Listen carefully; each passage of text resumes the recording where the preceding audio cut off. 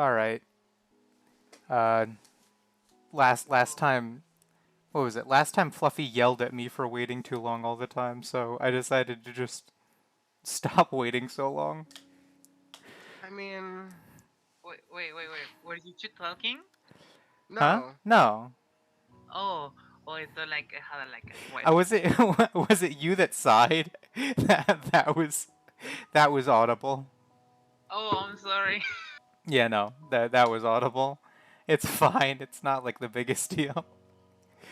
Okay, if you say so. I'm, I'm like double checking exactly if the sound levels are okay.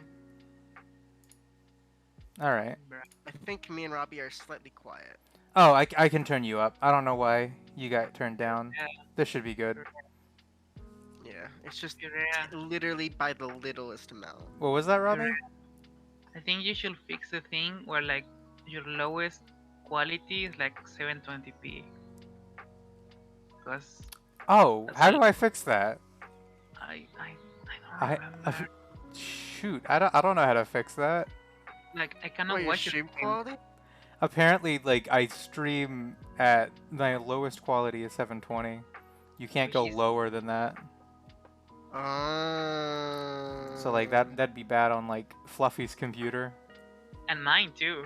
Oh, I see. Is I forget how you do that. I think there's a setting. I'm not sure if it's. I don't know if it's Twitch. I don't exactly know how you can be able to lower on the streamer's end. I forget. I You might think have to do it with the bitrate. 480p will be okay. I mean, I'll look into how to fix that. I'll try and figure it out. Are we live though? Like Yeah, now? we're No, live. we're live. We're Oh, talking about fucking streams right now. I mean, What we're a streamers. riveting way to Okay. start a stream. We truly never are able to start anything correctly. Hi guys. Anyone who's watching, we're streaming. We're We doing a sure chatting. are streaming.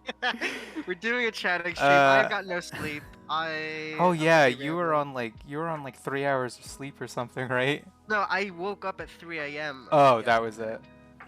Yeah. That was it. So How I've many? been up for how many hours is that? Quick Fuck. maths. You'd think 15? 8. 16? I think it's Around 16. then. Yeah. That's 'Cause like it's almost 8, and then 3 to 12 is 9. So 17 hours? Yeah, 17 hours I'm going on to. Which isn't bad. It's average. It's just yeah, I don't know. I six, mostly 17 or 16 hours is that's like typically what you're supposed to stay awake for in a day. Like if you get 8 hours of sleep in a day, then that leaves 16 hours of the rest of your day to be yeah. awake. So you've been awake as like the maximum amount of time that you should be awake. Yeah. The only issue though is I was awake in the morning. I'm not a morning person, so it annoys me. So that's why I'm like in like that like the dead state. Is that usually I don't like being up in the morning, and so it's like shifting me to like essentially being like a zombie in a way. But I should be fine. I should be fine. Like I can operate at 24 hours. I sure hope that you're fine. That would Yeah, Oh, I'm good. I can watch your stream. Oh, nice. what happened? I don't know.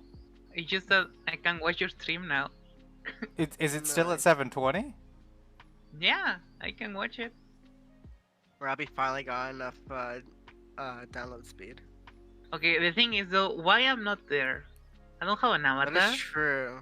That's not epic. That is true. You should have thought of this, Perea. Yeah. Mm-hmm.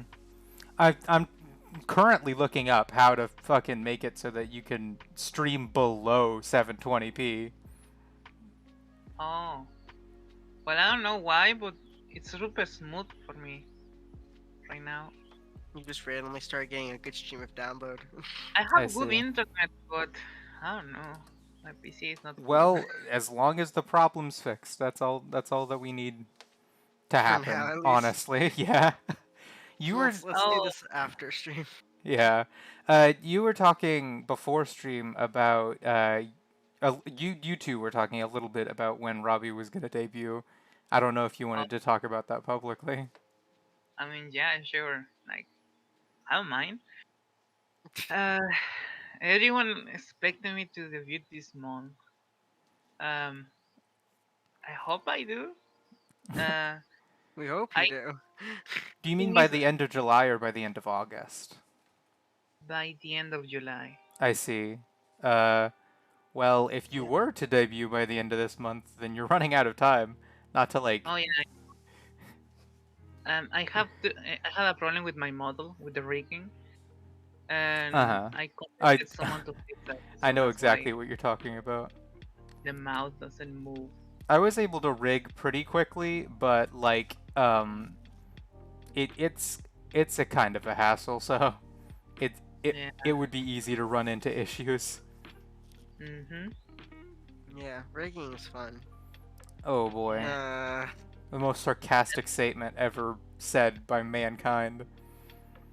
God, I never want to do that ever again. And 2D rigging is like so much better than 3D rigging apparently.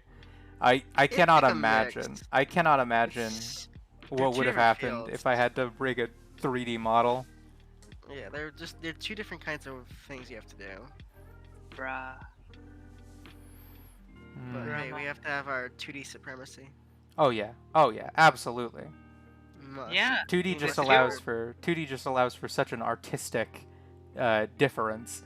There, Like listen, I actually know for a fact that there are significant technical and honestly aesthetic reasons why 3D is better, but like when push comes to shove, it's like you look more like an anime character in 2D very Bro. kawaii. based Lit- Kawaii.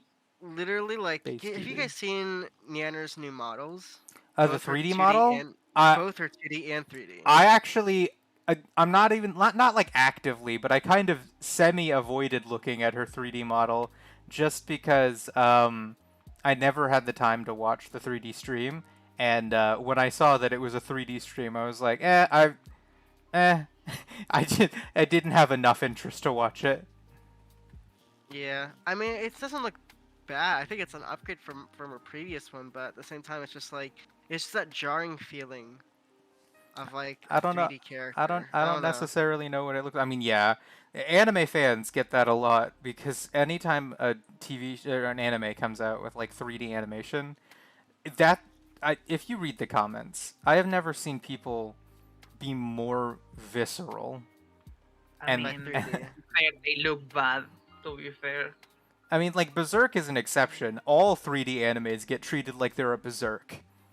Look, look. This is like anime Mekako City actors, something like that. Hey, And Mecha the City anime. Actors is amazing. Oh, It's just no, that it the has a 3D. really bad rotoscope scene. Mm-hmm. Oh. Yeah. Oh, the 3D scenes are bad. The 2D scenes, though, like really good. Oh yeah, the anime is beautiful. It's just those couple episodes where they thought, you know what, we're gonna 3D rotoscope some of these Oh my episodes god. because why not? That's I not even the entire episode. It's just a music video for that episode. I think I just heard about that too. I was reading an article about like animes that got ruined by like one scene, and that was I think I read Uh, about that one, you know the you 3D know exactly what rotoscoping. scene. You know exactly what face I'm talking. I should post it in Discord. You should show it on stream. It's Okay, the best I can face. quickly pull that up. It's the best face to ever be pulled in an anime. Uh, and it's just the most disturbing face to look. I don't need to Mhm. find it. If you post it in Uh, Discord, I could very quickly have it up because I got a lot of practice last stream. Fluffy and Robbie forced me to pull up a bunch of images in rapid succession, so I got very quick about using browser and image sources in Streamlabs. nice. There it is. I found it. Can I copy image? Okay. I'm gonna just post this. Actually, you know, I'll post this in the voice chat, cause why not? There you go. Oh boy. Okay. It's such a masterpiece. Let The me the see. greatest the greatest frame in that entire anime is just that face. What is it? Look in voice text. Oh. This should be it. Correct? It's Oh, so There we go. good. That It's a that's mess. that's It's the such a image in masterpiece. question. It's such a masterpiece. Like you can't tell me that Shaft when they were making this thought this was a good idea, but we don't have the budget to do anything Oh my else. god. So we have to do this. Like I swear, they did this as a compromise to make it this less expensive. They had to. Oh my They purposely god. could not have done this to make it more expensive. Oh my god. Why does the old man look like he's about to commit a crime? Because he is. Just not at this moment. He's about to commit not the crime you're thinking about, but he's about to commit a crime. Just not the crime you're thinking he's about to commit. Oh my fucking god. It's such a Mekiki City Actors is a wonderful anime, and you should. Besides the anime, you should watch all the other stuff about it. Like you should listen to the music and read the light novels and mangas all about it. It's a wonderful series. yeah. But that anime scene, maybe Yeah, I see. question a lot of things in my life. I mean, it looks absolutely terrible. It's. I mean, I'm going to simply get rid of that now. No more of that. It's so good. My god. It's perfect. It but perfectly like- encompasses what happens with bad CG and bad 3D, bad CG, bad rotoscoping. Mm-hmm. Would you say the rest of the anime is okay? Yeah, there's Yeah. a couple of scenes that are the same way, but those are only music videos. I see. It's Yeah. only the music videos that somehow get screwed up sometimes. like my Minecraft skin is the girl with the scarf. What's her name NA. again? Oh wait, not NA. Well, it's the The red scarf girl. yeah. What's her name? Ayana, isn't it Ayana or Ayanu? I think. You think I know this from knowing all the songs that I can't remember like one person's name. Damn. Mm-hmm. It's been a while since I've watched the series, but I love listening to the music. Like it is some of the best music you'll hear in like Japanese and otaku music, actually. Well, it's quite a. Ayano. Her name is Ayano. At the same time, it is both an endorsement and a scathing review of this Yeah. anime. I mean, again, I don't. The anime is fine, but the thing is that the anime is not the whole. That's like the main thing that some people might be turned off about is that like the anime is like one part of the entire story. They actively make sure that everything about this series is relevant. You can't just watch one part and know the entire story. I see. Yeah, it's one of those stories that's made. It essentially the anime only has one route in the story. And then the music video has another route, and then the mangas have another route. I see. Yeah. What is this? So- This a visual novel? No, it's not a visual novel. It's it came out I'm originally as yeah, I know. Dude. Uh, Speaking of visual novels, I read a news article recently. Don't know why they served it up to me. Maybe they're fucking Google's listening to me. But like you know how recently, for some reason, every anime or manga or light novel has to have like a VTuber now. I What? guess. That's a thing. If you haven't heard of that, like apparently every now and again, I don't know how common it is, but I've seen it in a good handful of mangas that I've read, where at the end of a chapter they'll be like, by the way, we have a VTuber now. The VTuber is the main character most of the time, so that like animes and mangas are now literally bringing their fucking characters to life. I know one case, only one. What's the case that you know about? I don't remember the name, but it's like I think it's like a femboy. Oh, okay. Obviously, But no, obviously. it's from a big Nice. anime, a big one. I don't remember which one though. But it's Uh, a VTuber. One of the examples that comes to mind almost immediately for me is a manga. I know it's called Nico something. It's about a female NEET. So she does not have a job and she just goes about her daily life. And like in chapter 15, they just like introduce the concept of her making a YouTube channel. And at the end, the translators were like, yeah, and the YouTube channel's real. It's a VTubing channel. And if you go to it, you can see the main character of the manga just talking as a VTuber. Oh And my This is god. another form of commercialism, I swear. it's a thing that a lot of mangas and light novels are doing now, I think. I was saying anime before. I have not seen an example from an anime because they're already animated. They don't need like a Well, VTuber. no, there's two of the Whole Life girls are actually in anime now.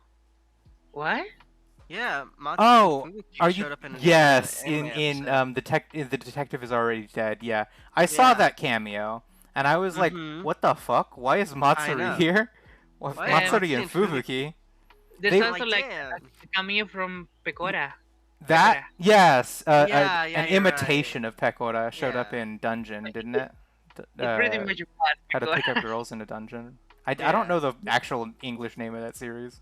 No, it was another one. Which one? The name was it? I don't know. Oh, I don't remember. Oh, it was like it's like the first like isekai manga. What was his name? Oh, you mean Ruby. Mushko The protagonist is called Ruby, Tensei. Mushko Tensei, I think. I think. Yeah, I think that's the I one. think. I think it's Mushko I think. Tensei. I think Pecora appears there, like a I, cameo. A I cameo. watched that full thing. I don't remember seeing Pecora. I don't know. Maybe Maybe I once. mixed them up. Maybe, actually, maybe. Like Maybe? a background character. Yeah, definitely a background character. Whereas Yeah. in The Detective is Already Dead, Matsuri and Fubiki get like a full scene. They're apparently they're like the newscasters for a news station, uh, Hmm. which brought up a question in my mind. In the like anime's universe, are Matsuri and Fubuki like actual humans who like do the news, or are they anime characters doing a VTuber news segment that happens to get streamed live in Akihabara? That's a good question. I don't know Like if I'll ever get the I answer to don't know, that. Because but what they used to do they used to do a news segment. Back uh, on back in old time, like on I found Twitter, it. they I used to found it. do news segments like for like mornings. Not for Asakoko. It was like their own separate thing for Whole Life, where like girls would show up with one of the girls would show up for a week, and they would do the news, like do like uh horoscopes and stuff like that, and do the weather and all that stuff. But yeah. that was like pre-COVID, And because they were so, yeah they didn't have The TV Detective stuff. is Already Dead is an anime which explores what if that became Cover's entire fucking thing. They were like, you know what? Fuck this VTubing thing. We'll just become a news organization. And Matsuri and Fubiki become newscasters and get an entire scene where they're just telling the news. Nice. So yeah, that was in the last episode, I think, the most recent episode. Mhm. If it wasn't the most recent episode, it was the episode just after that, or just before that. I mean. Yeah, I remember hearing it at one point in one of the Discords I'm in. Mm-hmm. I think she even mentioned herself, Matsuri, that she was in an anime. Peco, And she was just Peco. like, "Holy crap! My dreams finally starting to come true. I'm able to become a voice actress." Oh shoot, Damn. I don't think I completed my thought earlier because I brought up the fact that mangas and animes are doing VTubers now. But Mhm. basically I got a news story about how some light novel that I've never heard of about a Russian girl is getting a VTuber who is, I think, an actual real life Russophile in Japan. Her Oh, voice actress, I think. wait. Is that Yuesaka Sumire? Wait. I don't know. I don't know. I don't know why I Wait. got this news article, but I guess it kind of makes sense. Just receiving VTubing news, considering how much VTubing content I watch. True. Wait. I really only wanted to bring it up Here. because... Huh? Yeah, it's here. I was right. Wait. Okay, so it's that thing that you're thinking of? Doki Doki Bosoto Russia Go. Huh. That's how it's called. Yeah. Like no. And yes, she's like an idol. I know her. She loves Russia like a lot. I see, I see. So yeah, she's the voice actress for this VTuber, right? Yeah, yeah. Wait, I does only she like saw Russia in a based way? she likes the culture, I you the know time. I use the Okay. word VA. I kind of got accustomed to using it because it's an anime related career, but technically they're doing a lot more than just voice acting. They're also doing like facial acting. It's just not being live streamed. Rather, Basically, it's being put say you. through a filter, you know? So I guess you would Basically, call like them like official actors. I guess, but like just use the Japanese term, which is seiyu. Seiyu. Yeah, say you, which is I love seiyus. Are just a really voice good. actor. She's like Or an idol. That's really cool. But yeah, yeah, I guess idols can also be called seiyus in a way. yeah, I was just saying that I was bringing this whole thing up just to like kind of broach the topic of how that's a thing now. We're officially just getting real life anime characters. They've decided that Base, VTubing is how they're gonna make anime characters real, and base. so Hasn't long I enough. cannot explain to you how weird it was for me reading a manga, and then at the end someone says, "Go check out the manga character's YouTube channel." This character whose life you've been reading about in this manga has a YouTube channel, and you should watch it. And that it caught me off guard the first time I encountered it, but it's becoming more common and much more normalized. Hmm. Mm, It's an interesting I concept, I guess, but at the same time, it can I also don't be like. like a really weird form of commercialism. Yeah, I think so too. I like when Netflix did it. It really gave like, if you're gonna be a VTuber, then you ought to be like a just a VTuber and not like a corporate mascot. I think. Yeah, because if you are, you kind of seem a bit shady in some ways, like you have ill intentions. Yeah, I mean maybe not you individual as the Seiyu, but like Oh yeah, no, no, no. It's just the the company itself. company seems so scummy, hiring someone to pretend to be their character when that person could make their own character and be themselves in a way. I don't know. Maybe I'm Yeah. being a little bit of an elitist about VTubing. I don't know, I hope I don't come cause I off that think way. it's.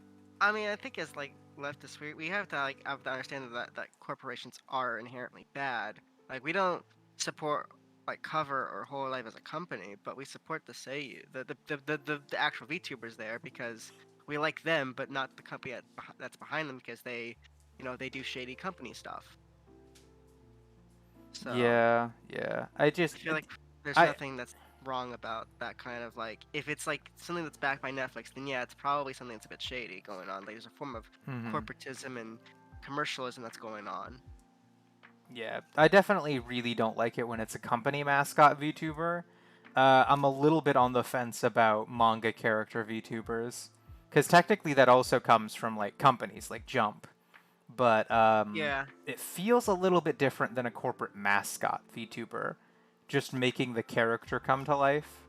I don't know. yeah, because it could be a different situation. It could be the manga writer Hmm. themselves being a VTuber, which I Which mean, honestly, yeah, they made their own that's kind of character and then they yeah, VTubed them. That's like which based would as be fuck. yeah, that's actually a good like idea. I think that's like probably one of the best ways you could market yourself without exploiting other people.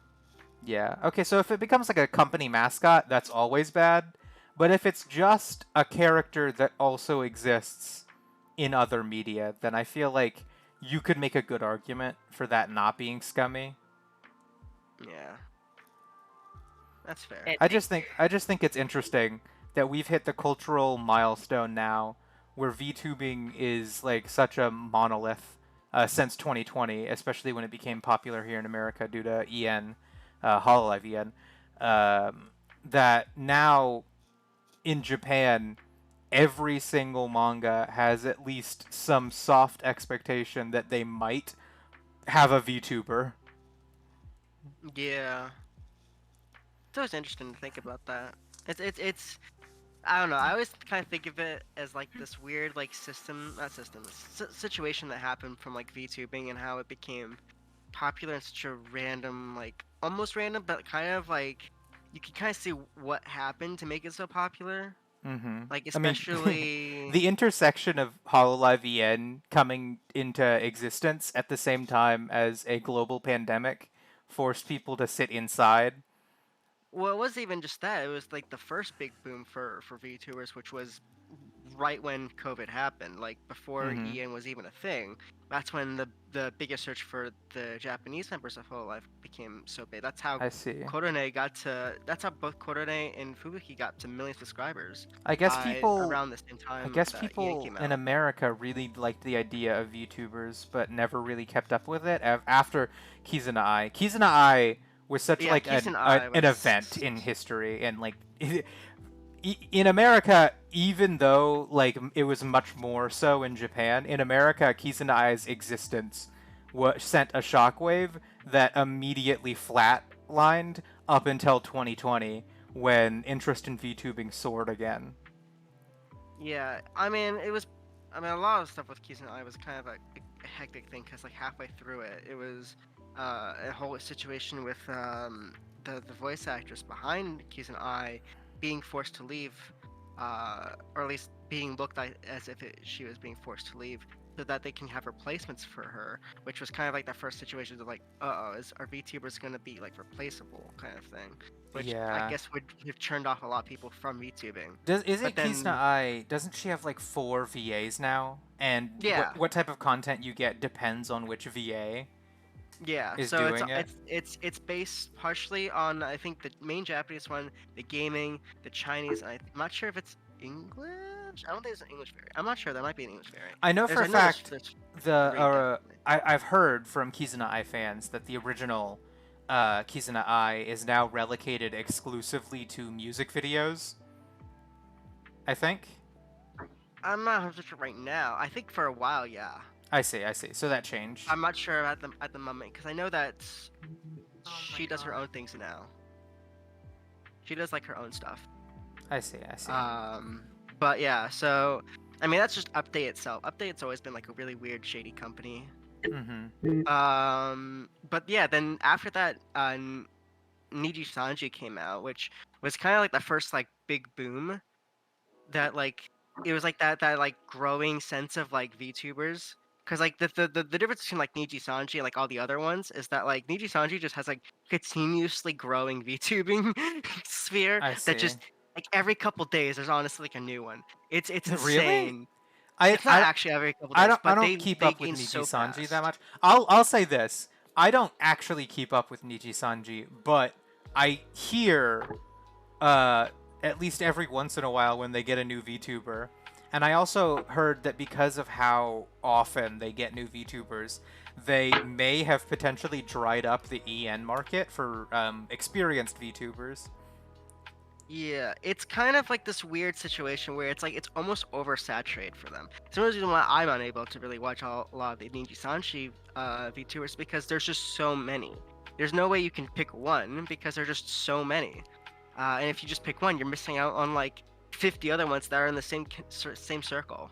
I see. And so like just recently, I think it was like a couple weeks ago, they released their second branch for EN, or the second I see. generation for EN, which is a lot faster than Hololive's. Oh yeah, oh yeah. Because all Hololive did was come out with one Hololive singer, for the technical like 1.5 generation of EN. Yeah, I mean that's because Hololive is just really bad at keeping generations as an actual concept. They keep Mhm. going back and forth on whether or not they want it or not. Yeah, but yeah, so Niji Sanji was pretty big, but it was kind of like an oversaturated market, and then Hololive started doing stuff because it was more similar to the idea of Kizuna Ai at first, and then it kind of diverged into something that's in between uh, Kizuna Ai and Niji Sanji, where it's like Robbie, it's more focused. why did you say Among Us in chat? Oh, Apparently, we're sussy. sorry. He's wanted to say something, being silent or not. Oh, sorry. It's just we just talk. We It's never stop. okay. It's okay. Yes. But That what was was I my saying? contribution to what you said, Robbie. Sus. What did you type? Wait. Oh my gosh. No. Yeah. Vika, why this? Oh good God, the Oh mic. God, Robbie. Maybe this What? is why I had the volume for you guys turned down. You were in last stream doing that same stuff. Oh, what's it doing? My The voice? mic. No, your mic was throwing a fit. Oh my god, not again. But what was I saying? I was talking about Hololive, wasn't I? Oh, yeah, it was the beginning of Hololive.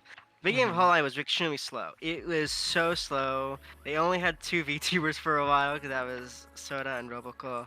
Mhm. And then Generation 1 came out, and that was when things started speeding up because then they got more and more. And then around, was it last? It was right before the COVID thing happened. Then they got an Azure Lane event, which was the first Oh big boom yeah, for Hololive. I I remember the Azure Lane event because I actually, I when I first got invested in Hololive was at the very beginning of 2019.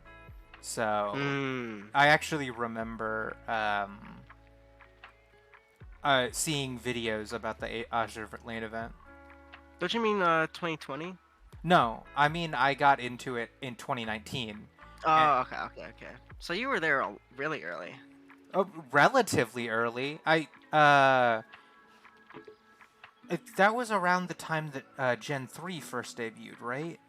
No, wait, actually, yeah, it would have been around Yeah. because Gen 4 debuted right at the end of 2019. Mm-hmm. And so the beginning of Yeah. 2019, that's when that's or at least around when Gen 3 debuted. And I remember that the first real Hololive content that I got into was Pekara's first couple of streams. Interesting. Huh. Um, what was it? Oh yeah. So Hololive's first big like explosion, especially for the U.S. Was the Azure Lane. If you weren't already into VTubers, then you'd probably would have noticed them either from the Azure Lane event or from their first concert. That's when they did their first full whole live concert too. Those both coincide around the same time. And then after that, then Coco was introduced at the end of 2019 too, Mm-hmm. which also brought in a bunch of American viewers or like Western viewers because she spoke English fluently. So like it kind of was an easier way to be able to communicate with a lot of things, and as well as Coco kind of tried to push more for, hey, we need to be more Westerner friendly or English friendly because there is a market out there for English speakers. And it was only up until no, because Hato was also supposed to be that English speaker, but Hato kept going back and forth on whether or not she wanted to be the English spokesperson. Uh, Yeah. but but yeah, so it kind of it exploded with a lot of things. Essentially exploded right in the beginning of 2020, and that just also coincided with COVID, Mm-hmm. and that exploded it just Yeah, in yeah, yeah. insane amount. They grew so fast compared to what they were doing for the last 2 years before that. It was they grew thousands of subscribers a day compared to like it taking months for them to get 1,000. Yeah. Um, so that was like the craziest thing to think about, and then it just kept growing. It exponentially just grew up until EN came out, and then it just Yeah, because like skyrocketed. that's when it hit. It was like, this is EN. You now understand the VTubers. Yeah, now you don't have an excuse to not watch these VTubers because a lot of the things is that even if you like the VTubers, you may not even watch the streams because you don't speak Japanese. You may not feel comfortable watching a stream, especially since there was that kind of issue with back and forth on whether or not it was right or wrong to speak English in a Japanese chat. Because it was kind of Mm-hmm. uncomfortable for both the English speakers and the Japanese speakers to who should be speaking. That was like the biggest thing, especially when it comes to Korune's like big English viewer streams, where a lot of her Japanese viewers were just not typing much because it was mostly just English speakers. So it always was like that back and forth, and now that EN's now here, it's now like a mix at this point. Yeah. So I was looking into it, and I feel like I may have mischaracterized a little bit. Because Gen 3 debuted in the middle of 2019. And I mm, actually get the feeling that I did watch, like, the first Hololive content I watched was early Gen 3 stuff, but I also probably watched it closer to the beginning of 2020. So I was probably on the main wave, not I wasn't like a hipster. I didn't come before. I was probably Dang, on the main wave. damn. I mean, I unfortunately was almost in the late area, but that's just because I was born very late. Hmm. When I was born You were born in 2019, weren't you? in 2020. Oh, in 2020. I see. Yeah. Oh boy. So I was born right when COVID like became a big thing in the U.S. Wow. How did Uh, that feel? well, You I was kind of unconscious for a while. you So have never known peace. I mean, anyone under the age of like 18 has never known peace, realistically. Since Well, yeah, I get the homeland security issues in the that's U.S. the depressing truth. But to be fair, you can also say that for like the last like people who've been alive since the Cold War. Yeah. People who So have been alive have never known peace. define peace in relative terms, essentially. What would Has you consider peace ever existed? You know what? I Peace don't used know. to exist. It used to exist before the advent of like society. I guess, but I mean, there was, I guess, fights. I mean, I would assume that like there in some form of like early form of tribalism, there would have definitely been, Yeah. confrontations. We're humans, but after all, we always will figure out something to conversate about, no matter what, over the Yeah, stupidest I know things. exactly what you mean. When I said that peace existed back during, like, before societies, it was not to say that those times were peaceful or that they didn't have conflict, so much as all of the conflict was very, like, you punched me, asshole, and then you punched them back, rather than, oh, this system of oppression, it has dictated my entire life. Because the first, Yeah. from what I understand, the first societies were religious hierarchies. Just like fundamentally at their core, they were religious hierarchies. So from the very beginning, the first societies were based around suppressing people. Yeah, I mean, I don't know exactly know if it was I mean, it could have been partially religious. My understanding would be it would be a form of power of who owns food or who's the one who creates the I farms. think that in those times it was much, much more common to share food amongst communities. So the only hierarchies that came up naturally were religious hierarchies. Although Probably. I'm not like I an don't know. anthropologist. Yeah, This could I all mean, be like we're just refuted. assuming, because like I would assume that like religious societies would have spawned around 4,000 years ago, Mm-hmm. and I'm thinking. It's more like 8,000 years ago, maybe even going on 10,000 years ago. I'm trying to think of like when we Hindu, because the Hindu is the I think it's Hindu is the oldest known religion that we know of right now. At least Animism? it's current, not anim. Well, because animism's abstract. That's just a catch-all term for I'm anything of sorry. I wasn't paganism. talking to you. I was asking what Robbie is on about. Oh, animism. Oh yeah, animism. The idea of animate. So like anything that's essentially forms. Animism is kind of a similar thing to paganism, but I guess they're slightly different because I think paganism can be, I think even broader. Mm-hmm.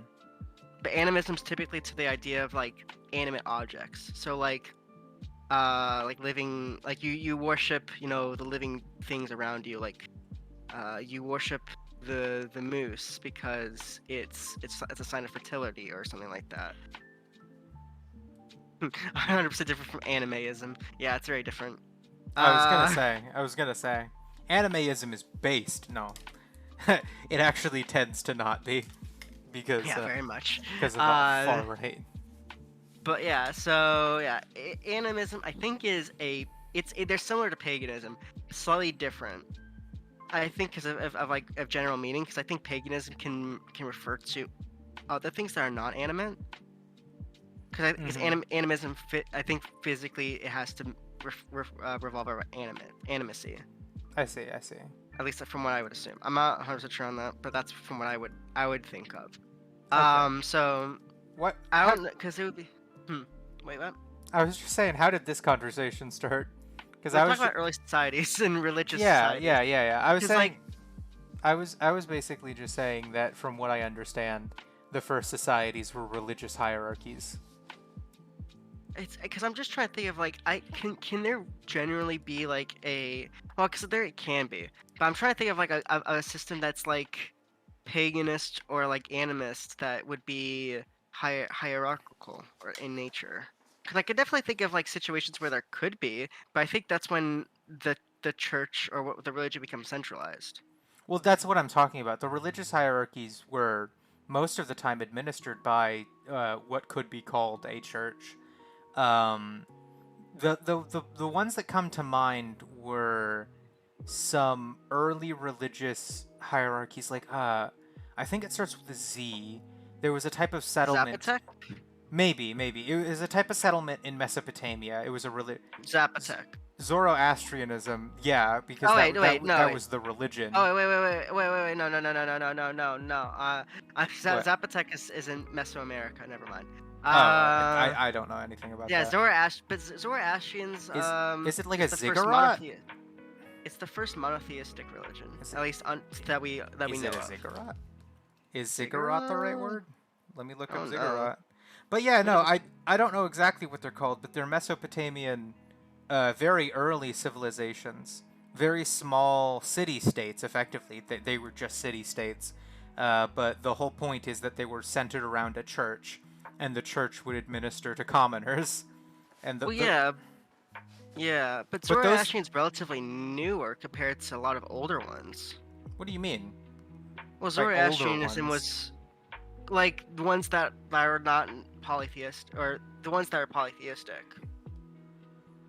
So like, because the thing is that like Zoroastrian is the oldest monotheistic that we know of, and that only came about I think like 1,000 or so years before Judaism. Apparently, ziggurat is at least related to what I'm talking about, because it's a Mesopotamian religious Freddie Mercury place. was Zoroastrian. Damn, I did not know that. That's interesting. Yeah, I think ziggurats were like a structure, a feature of the societies I'm talking about, but they weren't like what they were called or whatever. Yeah, but I kind of get what you mean. So, like, I'm saying that the religions from before didn't create hierarchies. It was church-based, or at least priest-based religion. I use priest like very generally, not to mean like Christian priest, but to mean religious elder. Religious A form elder-based religions here, had hierarchies and created the small centralized societies. religions, Yeah. centralized religions, because So, there's decentralized religions. okay. So Like of let's say Shintoism, which is decentralized. all centralized religions created a central city-state.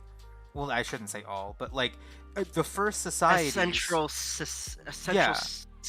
pseudo state, I guess. It doesn't matter what part of the world you're in. Apparently, this was a thing in South America, Central America, Yeah. Mesopotamia, Egypt, Yeah. China, the Indus Valley. All of the Yeah. earliest civilizations were religious hierarchies, and the center of the society was effectively a religious leader. And these types of Yeah. societies were very, very weak because people didn't like living in religious hierarchies. There's actually ancient stories of like ancient city-states defeating other ancient city-states with armies of like 100 men, and it was like you have an entire city full of maybe 1,000 people, and 100 men force took down the whole thing. And the reason is that the peasants were actually not too keen on their religious elders and kind of just let the other guys take the city dodown for the sake Yeah. of getting rid of their masters. Yeah, because like I'm thinking of like a situation like it's a bit newer because it's more recent. But like the situation with for like the Aztec religions, their religion was centralized, and you could tell by the way that they used religious sacrificing, which is a form of, in a way, state oppression in a way, because like you're just killing the ones that are not needed in society to appease the gods, which is I don't know all kind that of much about the Aztecs. So I can't really say too much about that, but from what I understand, just like all human civilizations, one of the earliest civilizations was a religious hierarchy, right? Yeah, Aztecs was definitely a form of religious hierarchy. It's similar to like, let's say, you could think of it as like ancient Egyptians, where it's like the ruler is like a relative to a god. They did the You know, same that, thing in Japan, if I understand correctly, with yes, Amaterasu, right? yeah, because like there's the idea that like it's a weird thing for It's not even Shintoism really. It's like a sect of like Shintoism that's like the idea of like, oh yeah, the gods are some form of part of deity line or some shit like that. I think the emperors of Japan, for at least a while, were said to be direct lineages with Amaterasu. I think, and talking about religion is difficult because, like, I'm not an expert. That's why I'm so Yeah, tentative about even talking about anthropological, like, ancient societies, because I've yeah, only heard things. It's but like pure I feel like it's conjecture. yeah, but I feel like it's fun to just talk shit about things. It's just say random things because I Mm-hmm. mean. I don't know. It's fun. It brings up discussion. If anyone's gonna say anything in chat, they might as well, bring something up that we may have not known. Yeah. We're not the most informed, but we just want to take the piss out of everything and Speaking of just talk chat, about it. Robbie, you're right. The Pope does actually have a funny hat. Yep, very much a funny hat. But I don't know. There's one quote that the reason why I didn't want to say necessarily wondering if it was necessarily religious societies that became the first forms of hierarchy. But like there was a quote that I heard recently, and it was a really Mm-hmm. interesting quote. And it was the idea like the first societies that had a hierarchy were the ones that were able to make enough surplus food that they were able to feed the prisoners of war to create slaves. Mm. Yeah, I feel like that type of innovation probably would have existed most likely in the religious city Oh states. yeah, definitely. But I'm saying that this would have predated W- religious You societies. think that people would have gathered together in large enough factions to have created such a surplus? I mean, the idea of like that we don't already have a surplus of resources is kind of like a weird thing because it's like yeah we do have enough resources to be able to supply for everyone. Of course, even back then, maybe the technology wasn't even that advanced enough. But like there was only so many people back then. So for the ability to create a surplus amount of food and shelter and water, if let's say for instance, if you were in a battle or in a war against another tribe, and you take prisoners or casualties of war, then like if you don't kill them off and you say keep them as like as indentured servitudes or slaves, then you create a hierarchy right there Yeah, of those who that's a are. definite hierarchy. So if that necessarily predates necessarily religious societies and is somehow in between that at the start of agricultural societies, who knows? Because then we have to assume on the idea of like, well, then what kind of factions were created between humans during the times before religious societies? And at that point, I'd have to just assume out of my ass. Yeah. So basically, you're arguing that the first hierarchies that man created were slavery and religion. Yeah, which Well, that sounds about unironic, accurate. That which sounds which about. unironically kind of sums up how I view religion and slavery. Huh? Yeah, yeah, yeah. They were the Insane. first hierarchies that we came up with, and they informed later hierarchies like divine right of kings, fundamentally a religious Incredible. hierarchy, but at its base it comes from a power hierarchy, Yeah. and then that informed the existence of liberal democracies, their pseudo kings, presidents, and things like that, I think we skipped. legislators. Did we skip feudalism? Did we No, somehow no, no, skip no. I feudalism? talked about kings. Oh, you did. Okay. So yeah, Uh presidents and senators are like de facto kings, where they make the decisions for you, but you get to pick a name off a list, so it's actually okay. yeah. I mean, it's just a broad terms for republicanism. Mm-hmm. So I don't know. I mean, I'm not gonna take down the entirety of republicanism, but like, But there are definitely uh, flaws within it. yeah, I mean, like, Extreme flaws with its form of representation because the idea is that representative like democracy doesn't feel very like it doesn't democratic. it doesn't work in most situations.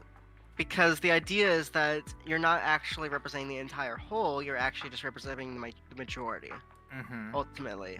And that's the reason why, if any form of representative democracy was to be created, it had to be very small scaled, which is where the idea of, council communism comes about, where you have Yeah, which to is why have councils. council communism is one of the fundamental reasons why I wasn't gonna like do a fucking takedown of republicanism. There's that feeling when anarcho-monarchism is better than republicanism. Is I it? Is it? guess. Hold on. I don't know. Hold on. The last time I went to a politics class was a while ago.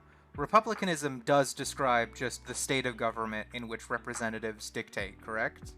Yeah, it's just there's a republic, meaning that there's a form of representation. That's not necessarily the people, but a representation of the people. That's literally just the definition of a republic. And then the idea of like democracy is the people have to say, but to be fair, there's never been a real democracy in that sense. Because typically there Yeah. are those who are silenced through that. Like Like even like let's even say, ancient Greek Yeah. democracy, was they never got to actually choose who voted. I don't think they Yeah. let women vote. They So didn't like, let women vote, and they didn't let children at a certain age vote. yeah, so that's not democracy.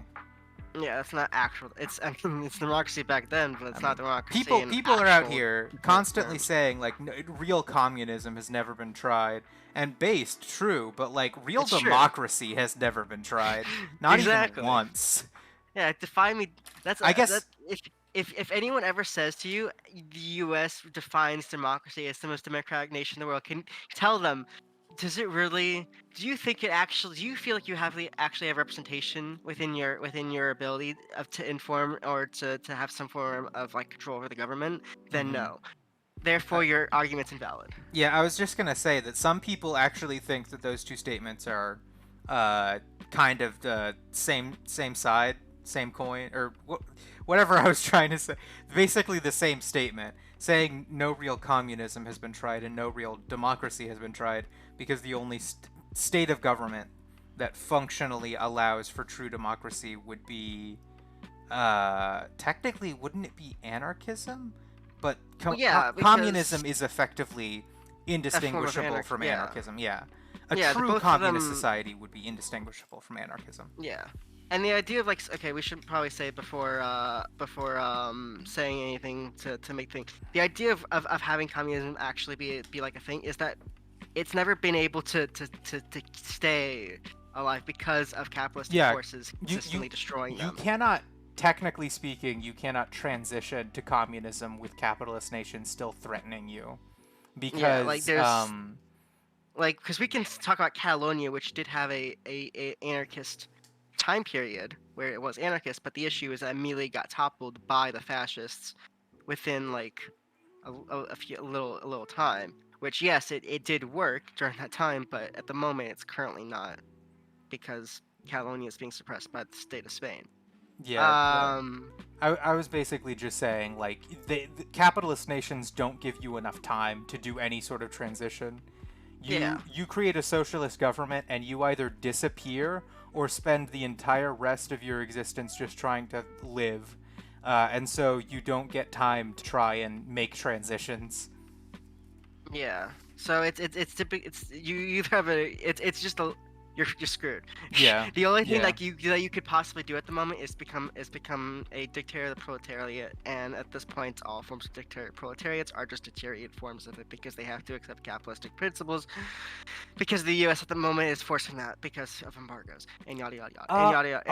And, Are there any communist nations currently in existence that don't employ There's- republicanism? I'm not. I'm is pretty Rojava- sure all of them are Republican. Does Rojava count? Because Rojava. I don't know. I genuinely don't know. Like I Because I know Rojava is like technically the only like quote unquote like more or less anarchist, like the closest to anarchy that we have gotten. That's like Mhm. still currently being in control right now. yeah. But I unfortunately don't know too much about Rojava other than I know it exists and I know that there's certain things that are going on about it. I unfortunately do not because I don't really trust most of the media talking about it because obviously Western media is never gonna to talk about any way positively, and even if I listen to what's going on, by them or even by other socialist nations, they still may not give like the greatest, takes on it.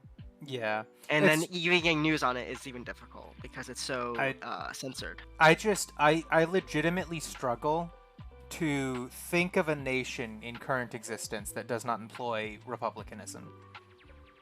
Yeah, I mean, Vietnam has republicanism. Yeah. Cuba has I mean, like, if you think about republicanism. it like this, republicanism has spread significantly better than democracy has spread. You Well, yeah, know? because it's easier to implement. Yeah, yeah, yeah. It's so much easier. All you have to do is just get someone who can represent someone and just say, there you go, it's a republic. Fuck, there you Mhm. go. And you Yeah. don't even have to have people vote for them. You just make a Republican out of nothing. There Mhm. you go. Yeah, yeah, yeah. I mean, that's it. Okay. I'm not gonna say what I was about to say because it might be controversial. I don't want to get too controversial. I mean, I don't know. We've gone pretty far at this point. I get. We talked extensively about inter-leftist politics. That's gonna get some pretty heavy fucking. I don't You know. care. I will fight anyone who does not understand the hot takes. That is, yeah, of course, there's no such thing as communism at the moment because there's no such thing as true forms of communism because we haven't been able to successfully create it and keep it running. Mhm. So, and if people fight me over that, then I don't know. Give me an example that's like and I know, Robbie, you're pointing out. I can never pronounce that that name correctly. Makovania, right? Macanovia, no, Macanovia. I can't pronounce anything Russian correctly. I'm sorry. Um, Macnovia, Macno. Oh wow, I really made that more. More complex than it had to be. Yeah, I always do this somehow with Russian words. But yeah, like it's that kind of situation where it's like, especially because when it comes to like people like always debating, like especially people on the right or center, where they're always just like, well, you want to be a communist? You're that's supporting the state of Stalin and stuff like that. It's like, no, we don't. We don't. I mean, I don't think any dude, like when Stalin got fucking outed for like all the things that he did, the US Communist Party lost members. There's just like no one wanted to support Stalin. No one ever wants to support Stalin. his policies weren't necessarily he had some issues. We're not gonna say he's the greatest person, but at the same time, he was he was a leader in a sense, and that was kind of his cult of Mhm. personality, which made him I don't kind want of to. this. I'd like to It's walk back my previous statements about I, Stalin for the I want sake of to unity. I want to say I don't I Sorry. my only issue with Thought Stalin that was is funny. not actually Stalin himself at this point because again he's a dead person. It's Yeah, irrelevant at yeah. this point. Why would we continuously keep shitting on a person who's dead? The point is those who idolize and use iconoclastism in communism, which is the literally worst thing you can do within leftism. It Mhm. ruins the left because then you're just idolizing a figure, and you're never gonna go further in leftism. We're never gonna progress further into leftism to be an actually like threat towards capitalism until we realize we can't be stuck in 2000 and 20th century politics. We have to move forward, and we can't necessarily stop obsessing over, oh man, fucking Stalin this, Stalin that. We need to Yeah, move yeah, yeah. forward, and that's the kind of thing. Like, yes, we should look back at what they did and learn from their mistakes, but that's it. We shouldn't idolize them. That's my take on Stalin. I'm gonna say it. I actually hardline agree with you. I feel like people really idolize old figures way too much. People even do this with like good people like Marx and Wow. Kropotkin. What? I mean, I No, don't no, know. no, They no, they are no, no, no, they're no. not the greatest people.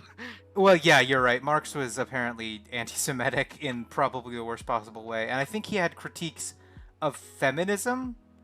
Either that, or maybe feminism wasn't a thing, so he didn't actually give much of a care to Think of it like women's this: issues. anyone that's Something from the along that 19th or lines. 20th century is not going to be based in Yeah, modern sense. They don't have takes that are compatible with yeah, modern yeah, yeah. day. But So therefore, they're not necessarily what yeah, we need. But their the ideas, the the knowledge they gave us is what's valuable, the not the point person the that's. point that I was trying to make is that even though Marx literally fathered like these ideals, people take like everything he says to the letter, and I feel like that's too much. I don't think I should have to say society may possibly have changed a little bit since back then, and I feel like Well, we have to look forward more well, than we look at like. there's a difference between the idea like orthodox Marxism, which is like the idea of taking exactly what he said at that time to be a thing, because there's not Mhm. necessarily that many technically orthodox Marxists, because there's typically those who are now or less, modernize their views. But the idea is that to use Marx as his words is not necessarily the right way, but it's to use his methods, to use his scientific means of being able to Yeah, analyze things using as Marx's what you need to use. philosophy is entirely valid, Yeah, but that's what Marxism core that's what the core of Marxism is that not yes. necessarily to take his what he said as the de facto, it has to be this way, like, because everyone knows that capital is out of date by literally hundreds of Mhm. years. But Yeah. the idea that his core values and the way that you should analyze economics, analyze social struggle, class struggle, all these kinds of struggles within society, we should use Marxist analysis to understand those ideas, not Yeah. And idolize the man. yeah, and I agree that like, people do that so much with communist figures, where they'll be like, okay, which old guy had the right opinion, rather Yeah, than trying to adapt Marxism and communism to a modern lens. Like, yeah, and none of them industry had the and right opinion. capital have changed in some very. There are ways in which they haven't changed, and there are ways in which they have. Yeah, Like we still have monopolies, but they're stronger than ever, and well, yeah, they it's take because different forms. there was a difference between back then where,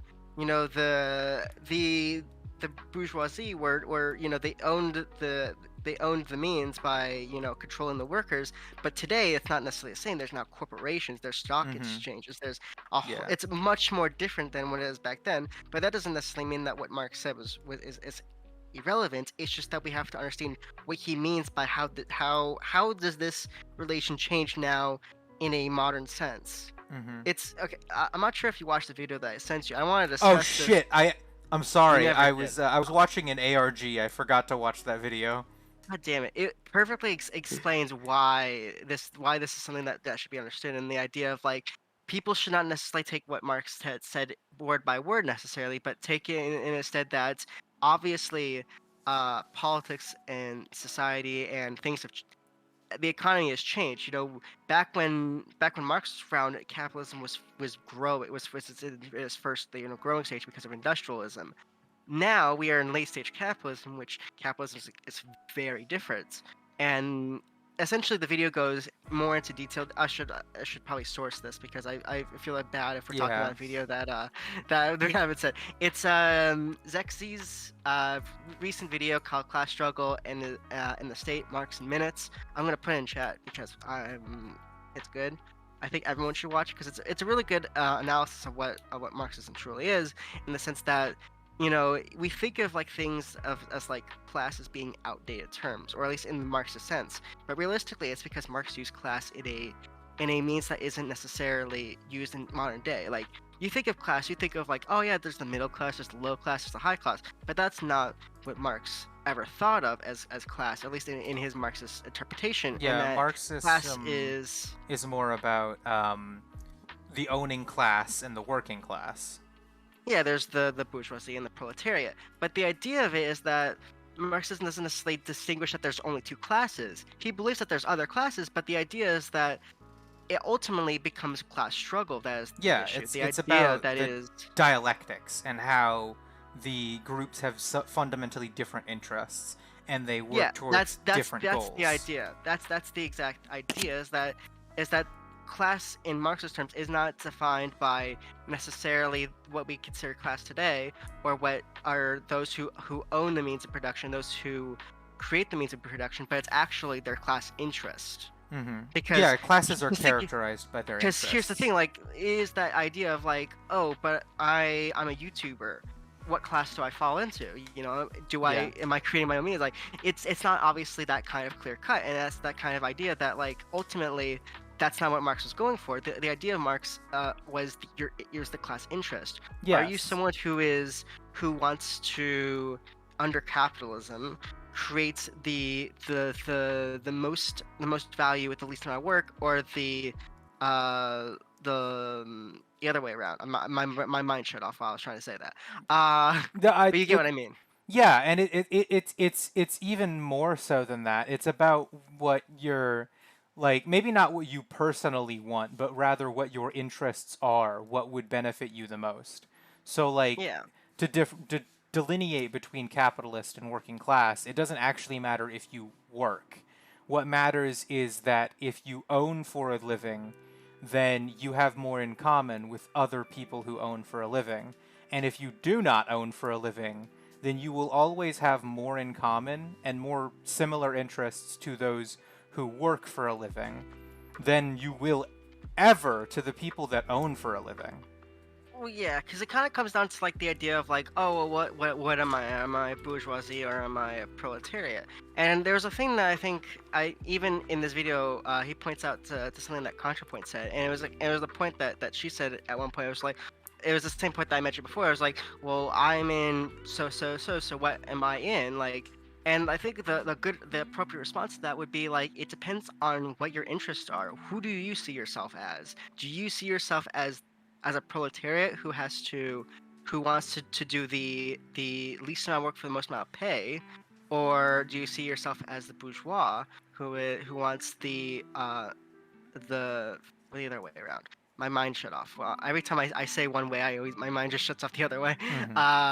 But you get what I mean. Like that's the kind of like thing is like it all depends on what your class interest is. You know, Yes. if you What? see yourself as the proletariat, then you are proletarian. You know. Um, so it's like if your class interests align to the proletariat, then you are proletariat, and Mm-hmm. the same way goes for bourgeois. Mm-hmm. And that's how why things that like that the proletariat and the bourgeoisie are still relevant terms to be used in modern day analysis using Marxism, because they are still relevant and they still show the class struggle between these two um, defined concepts under capitalism. Yeah. That's Yeah. essentially that essentially summarizes the entire video in a way. It's just that um, ultimately the class system. My mind shut off for a second. Ultimately the use of the word class refers under Marxism refers to a specific specific understanding of what class is and how it is used and how it is interpreted through its people, Mm-hmm. and that And it is not the same to say that you're, oh man, I'm low class, or I'm working class, or I'm middle class, or that kind of, 'cause that's different. That's not the same kind of class that we're talking about. And that's kind of like that understanding of like how far gone the US has became in understanding leftism or any form of leftist discussions. yeah. Because that's the only thing that they can think about is that like, oh, if you're talking about class, you're talking about if you're rich or not, which that's not at all what the proletariat and the bourgeois That it is about. really fundamentally isn't. I can think of poor landlords who have more in common with Jeff Bezos than they do to their tenants. And Exactly. that's the difference between owning and working for a living. It's not money, it's what like you do to live. And like landlords, they own physical property and people's spaces for a living. So Mm-hmm. they have a vested interest in their tenants not rising up against them. Well, yeah, well, that the way that is appeased by is by the use of the states, because the only reason why the landlords are even able to do what they're able to do is because the states is able to enforce that ideology Yeah, that the yeah, yeah. bourgeois must Like be on top. it's not infeasible since it happened a lot back in the union busting days for like private companies to have just secret polices for themselves. But Well, in the again, modern that's day, yeah, in the modern day, you really can rely on the state police to oppress for you. yeah, They and will I'd protect say your owning they're both interests. they're both stemmed from the same thing, which is Mhm. essentially some form of state. Even Yeah. because you can even go into this point in late stage capitalism that corporations themselves are states. Uh, though I guess maybe you would maybe want to say the same in the 1900s. Since they're well, I guess you could say Rockefellers and the Fords were essentially to modern day states as they were back then, because Mhm. they had that much power and that much money and that much control over people that they effectively had their own state. I mean, it's the reason Mhm. why it's sometimes referred to that the U.S. is actually an oligarchy rather than a democratic republic.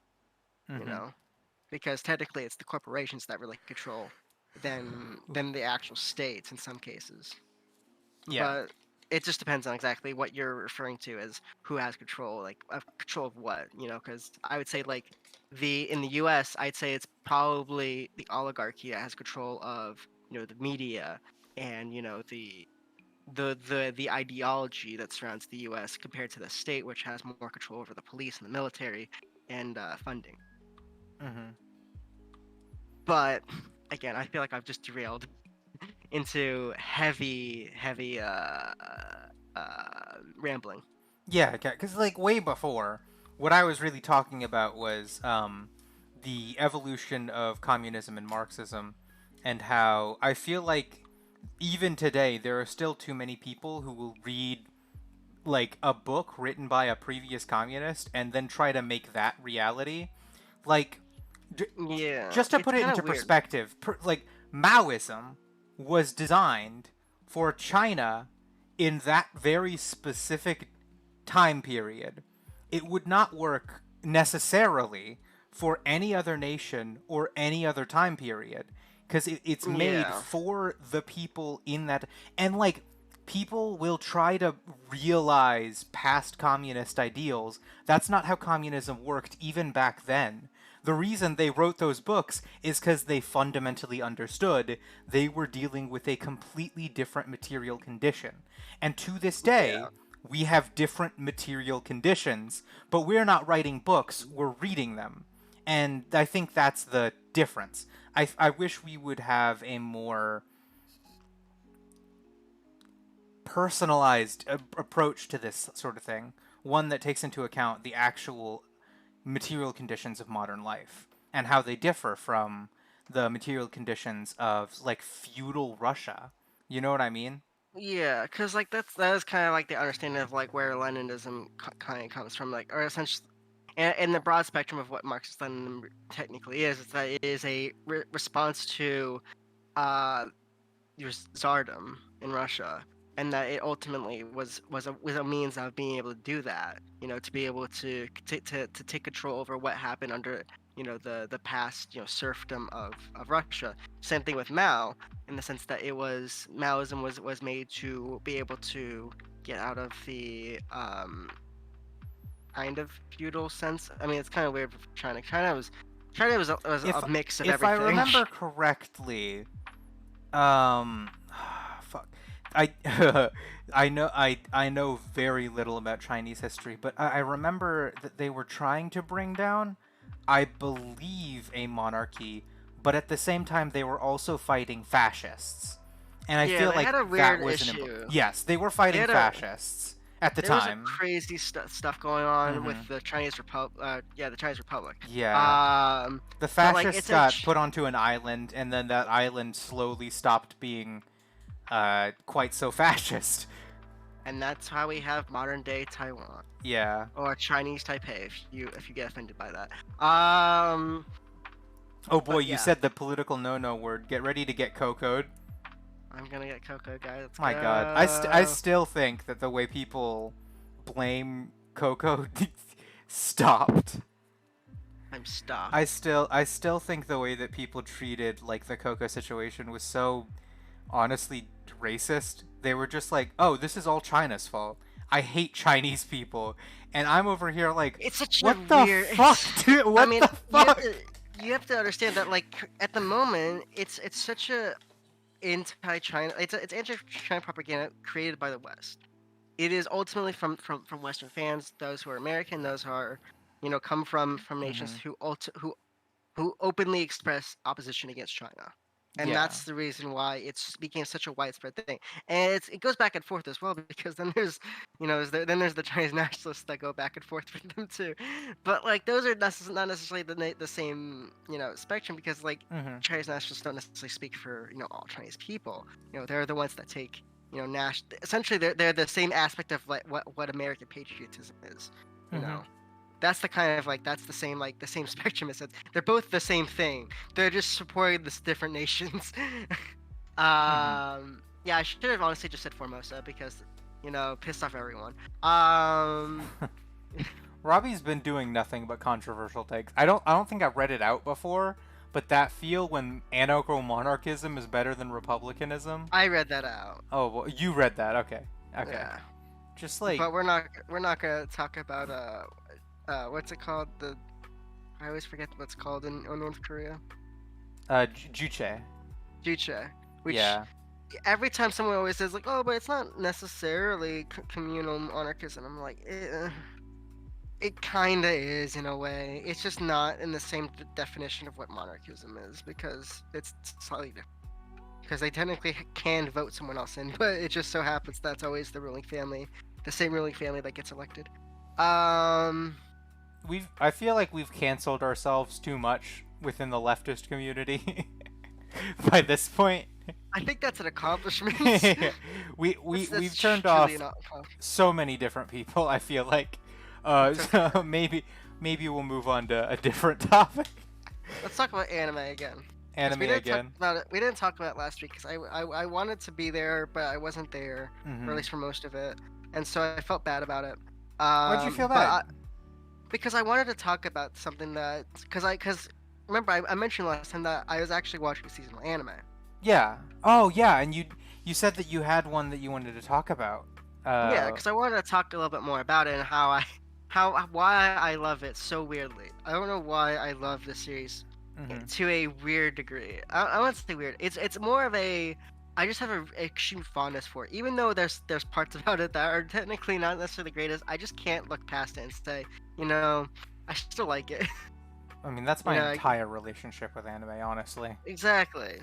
But like I don't know, this one gets always shit on by some people. I don't Mhm. necessarily the leftist community, but there are definitely those in communities that shit on the series for its bizarre way of writing characters sometimes and depicting characters. Either way, doesn't really matter. The anime that I'm watching to keep the anticipation away is Mhm. that I was finally watching the second season of Miss Kobayashi Dragon Maid. Oh, I see. I see. So yeah, I don't know. I just love Kobayashi Dragon Maid. I do It's just too. a I it's actually just a think it's really really cute. good. It's good. It's as someone who has read many Oh of my the god, other yeah. stuff by Kukyu. Yeah, This no. is his purest work. This is Kudo, the it is.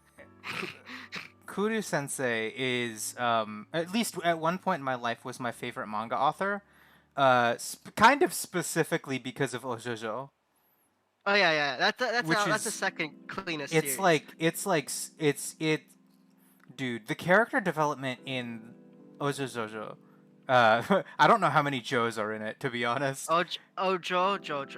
Ojojojo. Yeah, It's, it's literally Ojo-sama and I think Jojo or something. Ojojojo.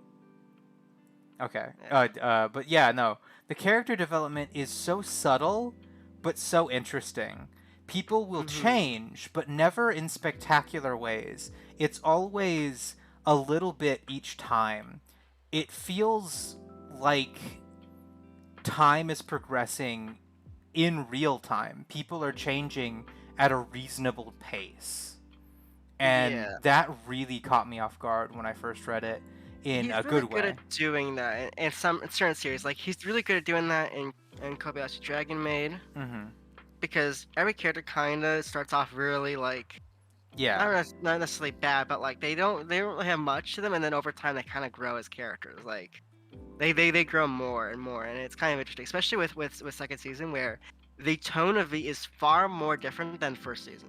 It's Mm-hmm. a little bit more serious than it was the first season. 'Cause the first season was a little more uppy and stuff like that up until like the last episode because they had to make one serious episode at least. But now with like the second season, not to necessarily spoil anything, but like the aspect of it was just like the first two episodes were relatively serious, like not necessarily to like extreme seriousness, but like understandably serious for like a series that's not real, that doesn't take anything seriously. It's very much a slice of life in truest form. Mm-hmm. But just for situations that like, it takes on like an interesting concept, for what was her name? Irudu? The dragon? The new dragon? Yes, the Big dragon. big titty dragon. This also goes into Yeah, the I again mean, the second half of I Cool I Q, I which don't is blame people for having issue with certain decisions. again, this goes into the second half of what Cool Q does, and it's and it's always the fun thing. But to finish off about what's great about Kobayashi is that it's able to be a heartwarming story that it's able to, I don't know, it's easily enjoyable. It's not something that is necessarily thought provoking or necessarily like revolutionary in like Hmm. the field, but it's something that's just nice to sit down to. I feel like the beginning of the second season has done a significantly better job of presenting the main cast as just a very strange family. Like Yeah, you're right. a lot of criticism of the first season was due to some choices with some of the characters. I really don't want to get too into it because it might even cause issues for people. You know what I mean? But Yeah, the second season has at least been somewhat clear about them all just being like sort of family, and like yeah. that makes it very wholesome. I feel like in a way that people kind of ragged on the first season for not being. Yeah, I mean, it's in a way I can definitely like at least saying like uncontroversially is that like the first season kind of had this weird like loosey goose kind of feeling like you never really knew what was going on. Mm-hmm. Everything was kind of more everywhere, but like this season takes a little bit more of a serious tone and kind of makes it into like this an actual like story. Because like before it wasn't much of it was more of a slice of life. So it was more or less just their daily lives going on and all that kind of stuff. But this one more focuses also on their daily lives, but more on the like growing as a character, being able to Mm-hmm. see certain things and be able to do certain things, especially for Iruru, who is someone who has PTSD of having a terrible childhood and not having the experience of being able to enjoy people around her because she's just been forced into this mindset that like humans are evil Yeah. because of one thing that happened before. And Mm-hmm. it's kind of this interesting like I don't know it's an interesting take to have to be able to at least have a series that talks about that I in a do way. agree that Iruru's development relative to how she feels about humans. When I read the manga, that one made me feel something, and when I watched the anime, it was like, oh yeah, this was at least well. I think it was well done, for at least Yeah. in my eyes. It just felt very interesting to see how she internalizes her upbringing and how she feels about people and how Mhm. she wants to grow. Things like that. Yeah. They all seemed really interesting. And I think that's just a really good way of being able to start off a second season, as well as being able to develop your characters more. Mm-hmm. Because, I mean, one of the things I think that everyone kind of wants is just, more character development for all the characters. Because, first season only had so much character development for each one because Yeah, yeah. they had introduced a new character like every episode, and they Yeah, had to you're think about right. that You're episode, right. and They it was got kind through of the weird. main like five dragons or whatever really Yeah. quickly. And now we have a whole second season where there's only one new dragon, Mm-hmm. that's like a main focus, and now we can focus on all the other characters as like something that can actually make them grow and make them, interesting characters that are more likable, more human, especially more human because they're dragons. So we technically have this like idea that they're not necessarily like human, but now these are people who are we can actually like attach ourselves to and be able to be like, yeah, they're just like you and me. Mm-hmm. So it's kind of that kind of like different feeling of like, oh, well, this kind of has a different feeling to the series. That's kind of good. Mm-hmm. Um, so yeah, I think is a great show. I think they haven't said exactly how many episodes it's gonna have, but I would assume it's probably gonna have 12 or 13, unless Kyoto Animation literally shoots it off the park and does like a 24 episoder. I doubt it. But like another thing that I should have mentioned before going on to like the other parts of Cool Q, Mm-hmm. is the whole issue with what happened before about how the series was supposed to come out a lot sooner, but with the whole fire or the arson attack that happened in Kyoto, the office building of Kyoto Animation, the main director of the series was killed in that whole situation, so they had to get a new Oh, director. So I yeah, see. the new director is now taking on the legacy of being able to continue the series. And that's like a whole thing going on for them too, because it's like, well, now you have to live on the legacy of what your former coworker had created. So it's that kind of like feeling too of just like, I damn, mean, that you have whole to. that whole situation with KyoAni, Yeah, it's rough. it screwed up. It's It messed it's up so rough. much. It put so many things back. It ruined so many like not really. It ruined so many like good series for Kyoto Animation, because like a lot of the stuff was in house at that time. You know, Kyoto Animation was working on a lot of stuff that was more or less created by their workers, or in some sense like being able to bring in more workers to be able to have them be able to create stuff, like let's say for like Violet Evergarden, which they were working on. um, they essentially made that created too, but that was also part of Netflix too. But Mm-hmm. it's just it's really depressing to think that like a lot of those people were heavily affected. They either got severely injured, they got killed, they got PTSD, all this kinds of trauma that happened to them. And it's insane to think that they're still able to do what they're doing now, and it's such great Yeah, quality too. yeah. Like they really are showing that they are able to fight back this kind of stuff and are able to show what they've Move on, got, move move past, on. Yeah, and it's impressive to think move about that. forward. Like, I guess that's yeah, terminology. because it's just, I don't know, it's just the feeling that I get from like Kobayashi knowing that, it's just Mm-hmm. it makes me happy to see Kyoto in that position, that they're able to move forward from that whole situation and be able to continue making wonderful works and just beautiful animation, beautiful stories, all this kind of stuff, and just make it wonderful. Especially because for me, because I love Kyoto Animation, I think they make some of the greatest anime that has ever Yeah, been created. yeah. They made it, and to see them in their lowest state those years ago was depressing. So to see them now like in their position where they're able to fly again where like they were before is just it's joyful. Mm-hmm. So I guess that's my take. There's my positive take, I guess you could say, on the thing. Now to go Yeah, on to yeah, yeah. Kukyu. Kukyu, he's a fun manga. Yeah. He has a specific thing. He loves huge tits. He does do that. He Yes, does the do that a lot, tits. actually. Absolutely Mm-hmm. humongous. He I mean, he knows what he likes, I guess. He knows what he likes and he does it well. He very much is really good at drawing tits. I can definitely say that reading one of his other works called Chi Chi Chi Chi, Mm-hmm. which very much similarly resonates the relationship between, if I remember correctly, Shota and what's her name, the Aztecian dragon. What's her name? Quetzalcoatl? Uh, People call her Luco. Oh yeah, Luco. Yeah. So yeah, it very much resonates the same relationship that Luco and Shota have, um, Mm-hmm. but like a little bit more different. It's more mature. Um, but it's essentially the same dynamic in a way where it's just like small femboy versus big anime titty girl, always in your face at every moment. And so it's a very interested dynamic that he's always able to make these interesting stories that always somehow revolve around huge tits. Uh, which I guess I could say I'm not complaining in that field. He does his job good.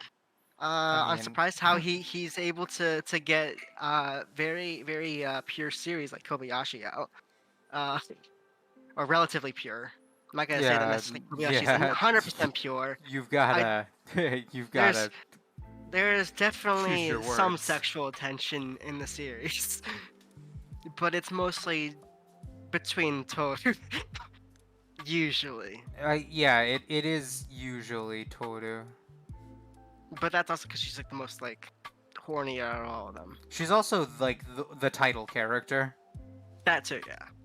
But like everyone else kind of gets their like little moment, but it's never like the focus of the show. Mm-hmm.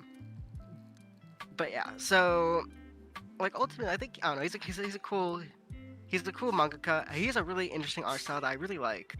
I really like his art style. I think Mm-hmm. it's simplistic but very cute. Yeah, no, So I think I it always agree. it just always works. I mean, I said he was my favorite mangaka for a while, and it's because like I read a good amount of his mangas, and they always just like scratch an itch. They were all Hmm. so good in their own way. They hit their targets basically Yeah, on the head. yeah, and that's why I like reading his work, Hmm. especially the one with huge tits. Wait, hold on. If I remember correctly, Hmm. did he make Fudumapara? Which one is that one? It's I'm pretty sure it's his series about a a lesbian couple. Well, I guess it's more implied. Maybe. Oops. Okay. Yeah, I'm pretty sure this is uh his. I liked Fudumapara a lot. I'm pretty sure he wrote this.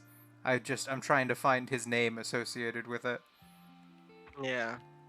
Probably gonna be like I mean, manga section or the something. art style seems to fit. You know what I mean? Mm-hmm. He also made another series that's actually pretty popular that no one really talks about anymore because it was more Yeah, like yeah, an yeah. OVA Okay, so series. he definitely wrote Fudumapura. I really like Fudumapura. Mm-hmm. There's also Oh uh, yeah, he made what's it called? I can't understand what my husband's saying, yes, which was he the did make that. which is an underrated series in a lot of cases. I wish more people. I mean, I think at one point it was very it was really well known because like it was easy to find, but like at the same time, it's not necessarily the most well known series because it's Yeah, more like an OVA. The episodes are very short. there's Sabinuki Kanojo and what else? There's a bunch of things here. I won't read out his entire fucking bibliography, but like the one that I can actually recommend anyone read is just Ozozozo, Mm-hmm. Yeah, because I that remember one's just great. I remember I've definitely read half of it. I never was able to finish the second half. It's simply amazing. I need to finish the second half of it. The reason why he's my favorite mangaka is that manga. I remember I really liked the first half of it though, so I was like, damn, why isn't there the second half? Because I think it was at a physical library when I was reading it, Hmm. and they didn't have the second volume, so I was like, shit. Yeah, that always sucks. Um, but yeah, I remember I really liked it, and so Hmm. I should finish that. But yeah, what should we say to finish off that segment? Go watch Miss Kobayashi Yeah. Dragon Maid. I mean, while we're talking about anime, you want to broach on the new trailer for Yeah, I want to talk about Maggie Record. yeah, Magia Oh Record. my I god, fucking it love. looks so Dude, good. it looks. I mean, the first season blew me away. Just so well done, so interesting, so fun. I I haven't just played the like game and I don't know anything about it, so like I'm I know, actually and experiencing this I like know, and I'm live, just like, you know? crap. I know all of what's going to happen technically, but Oh and boy. here's the thing: they are, from what I could tell from like what they've shown in the trailer, it's not the exact same. They are not at all going the same exact route, but they are essentially doing similar things though. So there's a thing that they mentioned as a point, one of the lines that Yachio says, which was saying that like now you've killed Iroha, Mm-hmm. and that's a reference to something that happens with Yachio and her magical powers. Mm-hmm. So it's something that they don't that was it's something that they don't mention too much in the game. That they do mention is definitely explained in the game, but not very well. It's kind of just overthrown with like side stories and stuff like that. Because the way that they usually explain a lot of weird things sometimes is just through events at the time. Yeah, yeah. And so I think that they're going to give a much more clear explanation of what her wish was in the anime to clearly explain why certain things happen around her. Mm-hmm. Because a lot of the stuff that goes on, I don't think this is a spoiler, because I think this is clear from like the first season, is that a lot of the time, a lot of the issues that Metric Girls have is the wish that they created. Yeah, yeah, yeah. The wish that they created was either selfish or selfless or somewhere in between, where it essentially causes issues, or causes a form of struggle inside them to then later create them as witches. And so that's kind of like that same situation that's going on in the story, same kind of thing, specifically for Yachio, because her character arc kind of like starts exploding off like by the second half of the series, Mm-hmm. because like it's kind of shown very well throughout the series, is that the shipping couple in Maggie Record is Iroha and Yachio. They're the two Yeah, main yeah, characters, yeah. and they're the ones like it's Yeah, the same thing yeah. with the original Madoka, where it's Homura and Madoka. Mm-hmm. But like this one's, I felt this was more forced. They have a lot more couples, But I mean, Mm-hmm. the only thing I could say is that like they don't have a situation with. Do they have a situation? Oh yeah, they do have a situation where it's like mommy, where it's just by herself. Uh, but like there definitely is shipping couple, Yeah, yeah, yeah. heavy shipping couple. Just always has been. I mean, that's the business. That's the business. How else are you gonna sell cute anime magical girls that's depressing? You just give a bunch of lesbianism, and it just sells. It just sells. Softcore lesbianism sells like hotcakes. I It can tell you just so much. sells. I can tell you that much. I've watched and read Citrus. Oh. Oh. Softcore I lesbianism sells. I did not watch or read Citrus. Okay, it's just softcore lesbian. I'm significantly more into like shoujo ai, very clearly romantic. Yeah, unfortunately, that just doesn't come out too much in anime. More in manga. Yeah, but yeah. I mean, it's not as common in anime 90% of my mental health is held up by shoujo ai manga. yeah. If only we can have more raunchier animes, but at that point, we just get more usually. At that point, it just becomes hentai. And apparently, we haven't gone far enough in anime to just make hentai. I say this as we've had many animes that are essentially hentai. I've Cough, seen cough. basically. Listen, I'll be honest. Every season, if there's a anime that's effectively just hentai, I'm probably watching it, Mhm. and that's not like not even an exaggeration. It happens a lot that I'll end up watching those ones. Yeah, I wish I watched more of those animes back then, but I just I never got the time. Uh, I need to watch more anime. This Yeah. comes down to the conclusion that I need to watch more anime. But the issue is I also want to rewatch a lot of Mm. anime. Because I want to watch new seasons of things. So like let's say for instance Higurashi, I want to watch the new season of Higurashi. But the issue is I don't remember too much about the first two seasons that are kind of important in a way. Or at least they give me Oh boy. relevancy with the characters. We're But I talking want about to be. reviewers in chat. Are Reviewers, we? yeah, It's interspecies reviewers, right? yeah. Yeah, no. That's that one. That one definitely awakened some things in many people. It's just True. like every new episode is a new type of fetish. Yeah. Which in a way is pretty cool. But Mhm. also, why are we allowed to do this and not other things? Like, why can't we just do, steamy shoujo ai, in anime? Like, I mean, Like, steamy is a thing that people have tried in recent animes. Like, take for example, oh fuck, give me a sec. Horimiya, which came out recently, which was a pure romance but with steamy elements. which one? Horimiya. Oh, Horimiya. It's not that steamy. Well, there's a major scene where the two main characters boned. Well, yeah, but that could be just through implication. I'm talking But about that's more. the thing, is it was a romance, and they were willing to go there, and a lot of people actually genuinely were caught off guard by that. Well, yeah, 'Cause I mean, it's a if I pure remember correctly- romance. It's not like Yeah. it's not even sexualized. The entirety of it was pure romance most of the time. Yeah, it's literally the entire story is effectively Mm-hmm. a romantic comedy that actually kind of delivers on the romance. And it's a really good series. I definitely recommend anyone Yeah. read the manga. The Please, manga is amazing.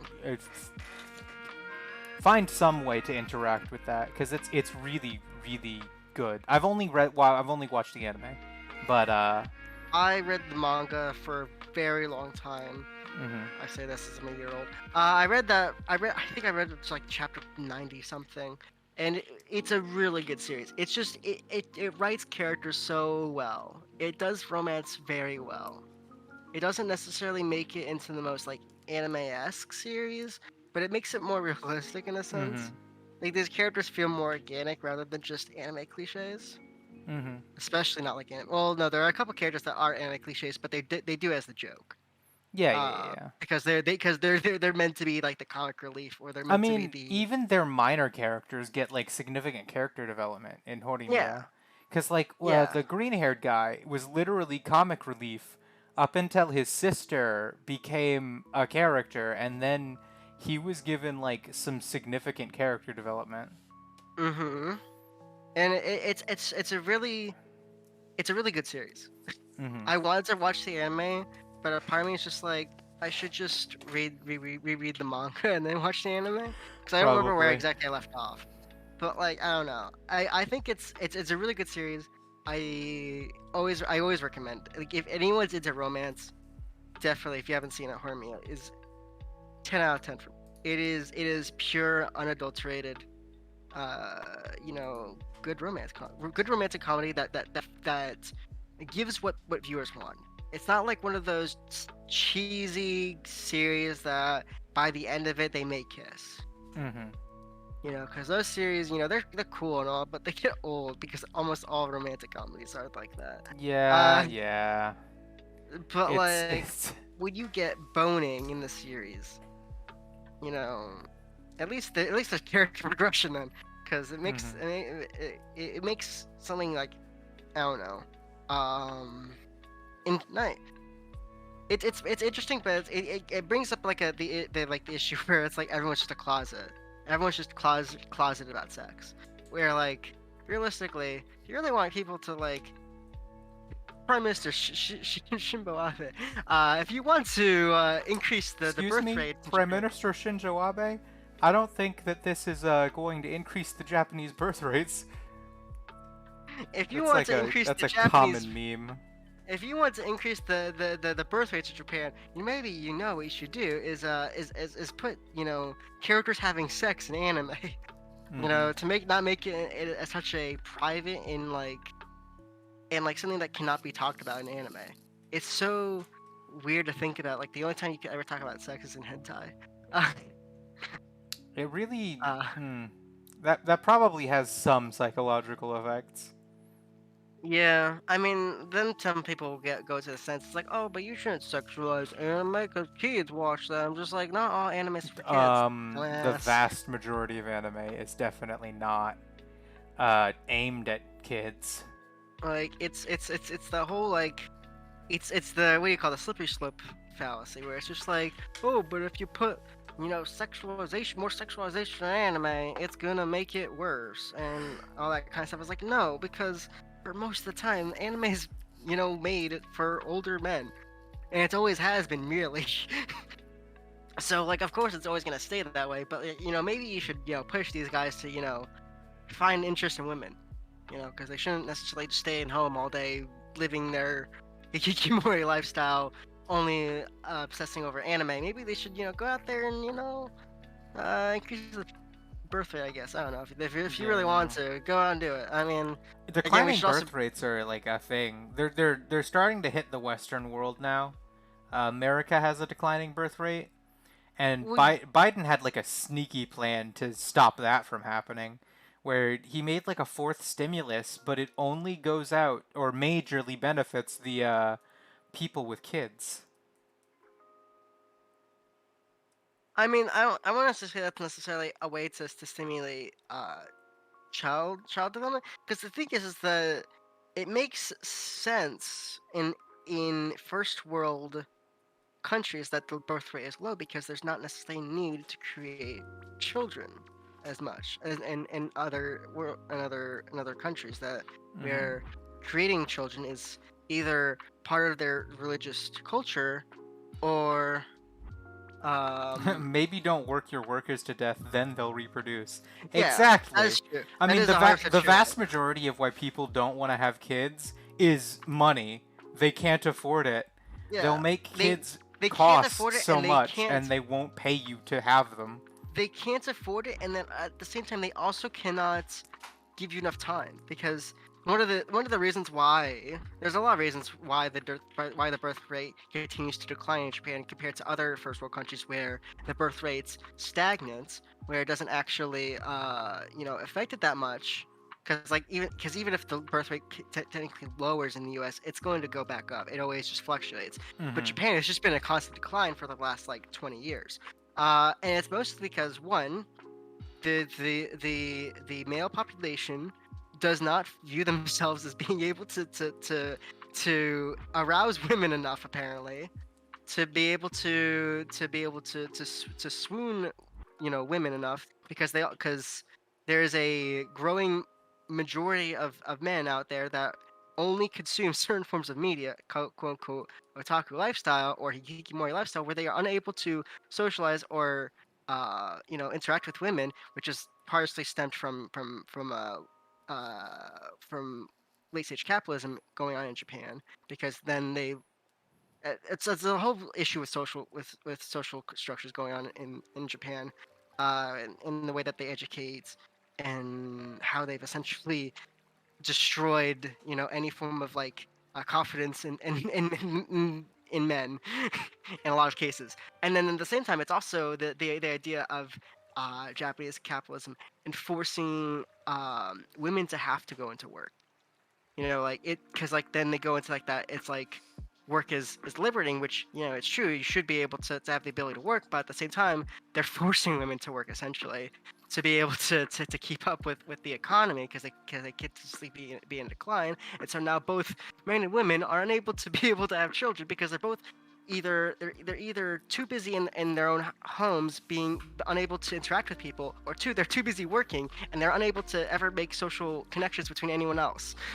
Yeah, I don't know a lot about the specific social issues that you were just talking about, but I do know that Japanese work culture is so heavy in terms of how many hours you're expected to work and how late you're supposed to stay in that I don't see how you would find time to bone, honestly.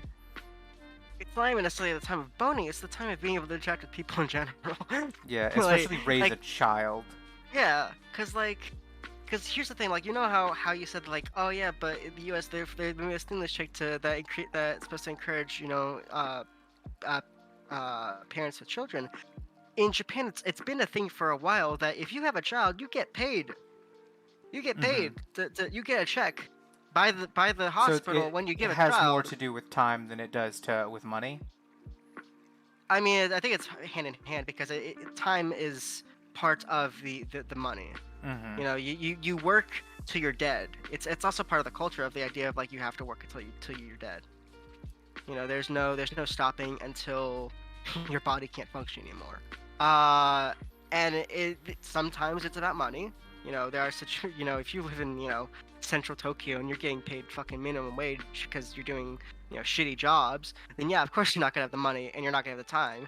But let's say if you're I don't know, if you're in a more reasonably, priced area and you're able to have a more comfortable way of living, you know, there's other issues that can be going on that can encourage, uh, not making babies. Mm.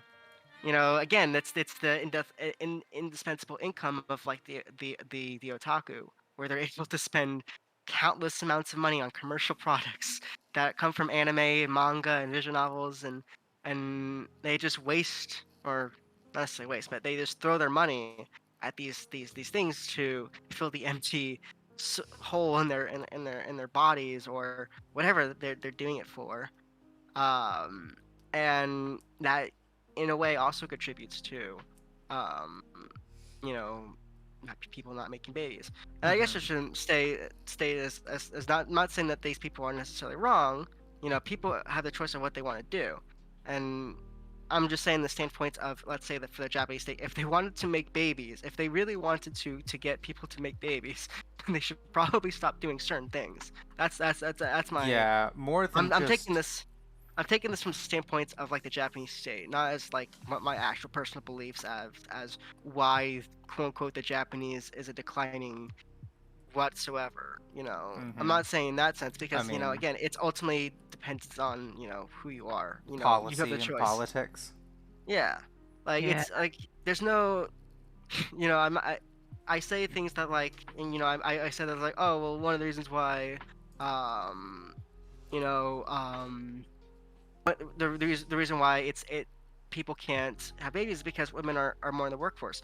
I mean, realistically, that's a good force for feminism, because then, females or women have more power in the workforce. They now are able to be more considered equals to men, which has technically been an issue within the Japanese dynamic similar to the U.S. but in a different sense, Mhm. because there's this weird thing about the family dynamic where it's like the father of the household supposed to be the stoic, like, not childbearer. Like he's only supposed to make the bread, and that's it. He does That nothing for the sounds. child. That sounds All like he does is America. just, I know, yeah. And then the That's. you and then the woman is supposed or the mom is supposed to only be the caretaker.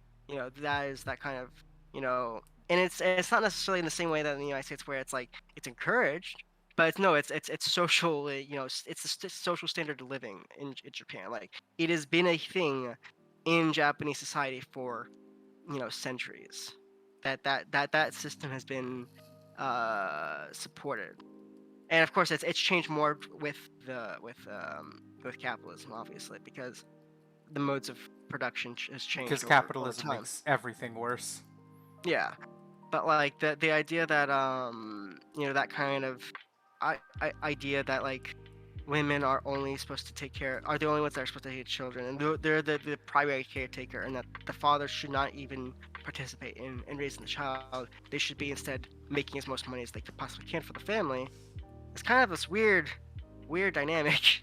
Mhm. So really, I can evenly say as an American, or at least someone who lives in the United States, that like it is not the most healthiest, because it's very much forces a social class between um, men and women that is pretty unhealthy in a lot of cases, and it kind of forces stereotypes, gender roles, and all these stigmas upon gender. And again, it's not necessarily the same. They don't have the exact same gender rules that the U.S. has, but they are in some ways very similar because they emulate a lot of Western stuff into their own culture from the Meiji Restoration, or is it Meiji Restoration? I Is think it it was the Meiji period? Meiji Restoration. Yeah, the whole time when Japan went into, we need to adapt to Western ideas because we are behind uh, progression, or some crap that Meiji thought up of.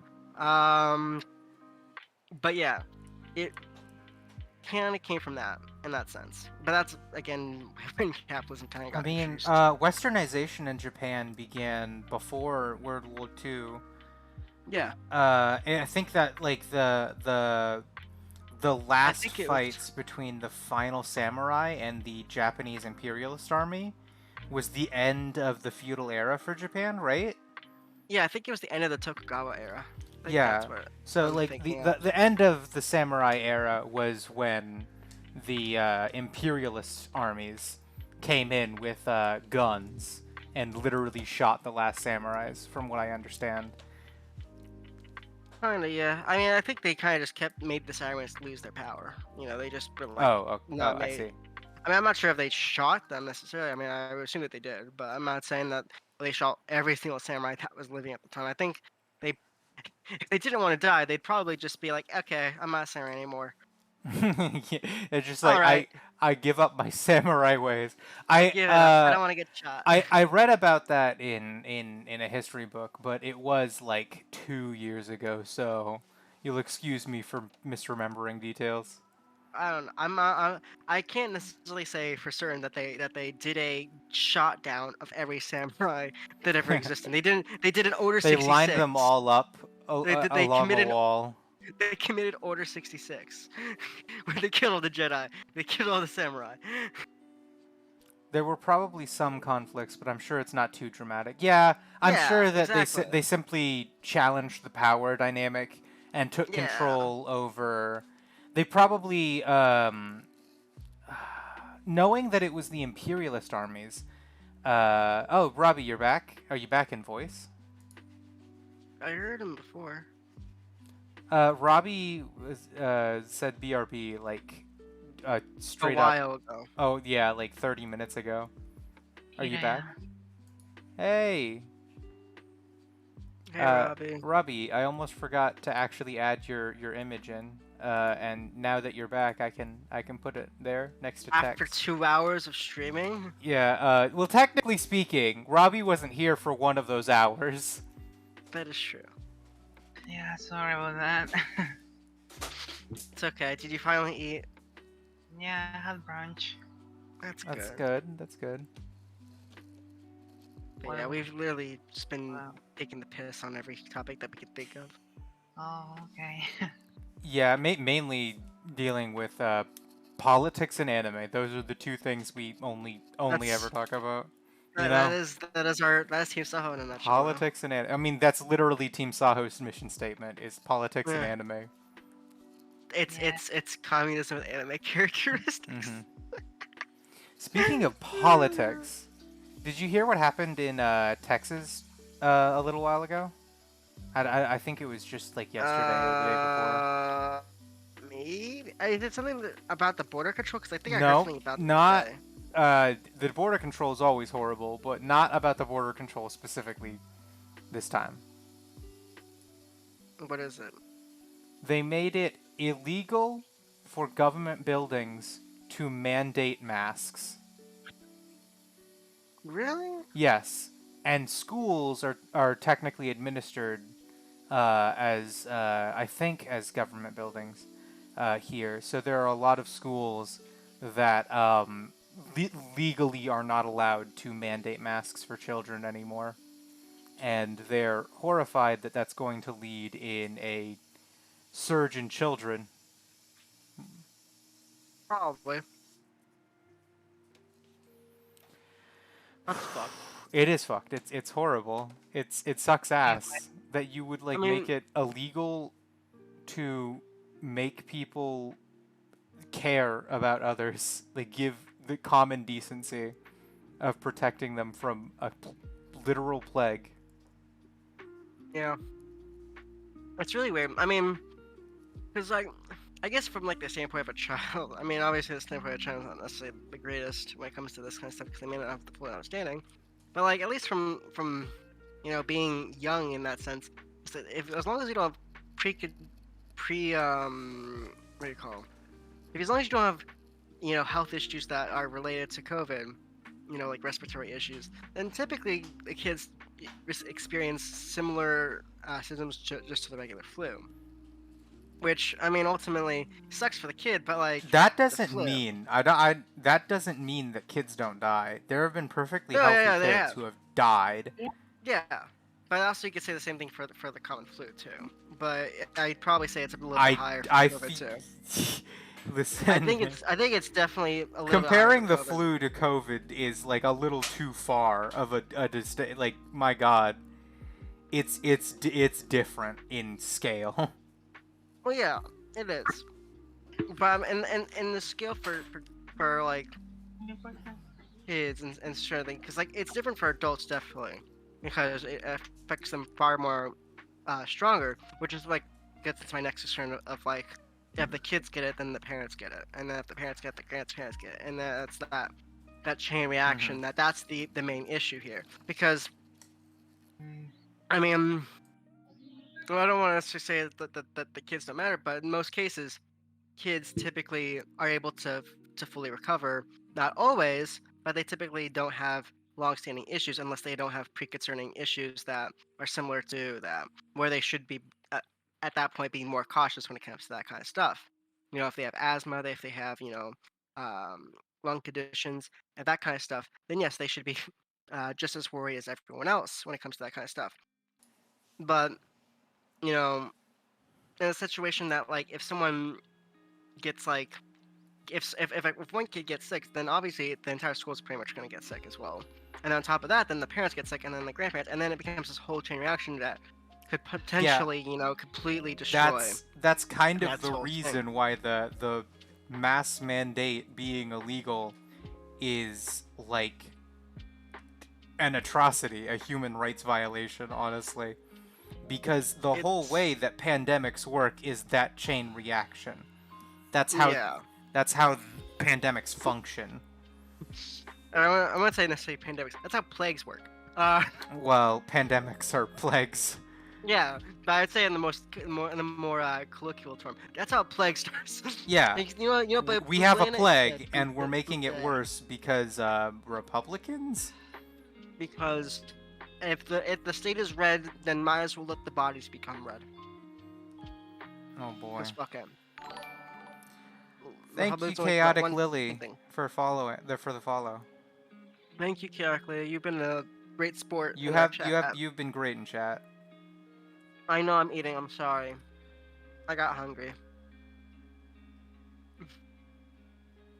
Oh, do you know No. Lily, Robbie? Oh, that explains a lot. Ah. Damn. I thought we were. I thought we were I having this thought we random were new branching out. Yeah, I thought no. I thought I had a fan.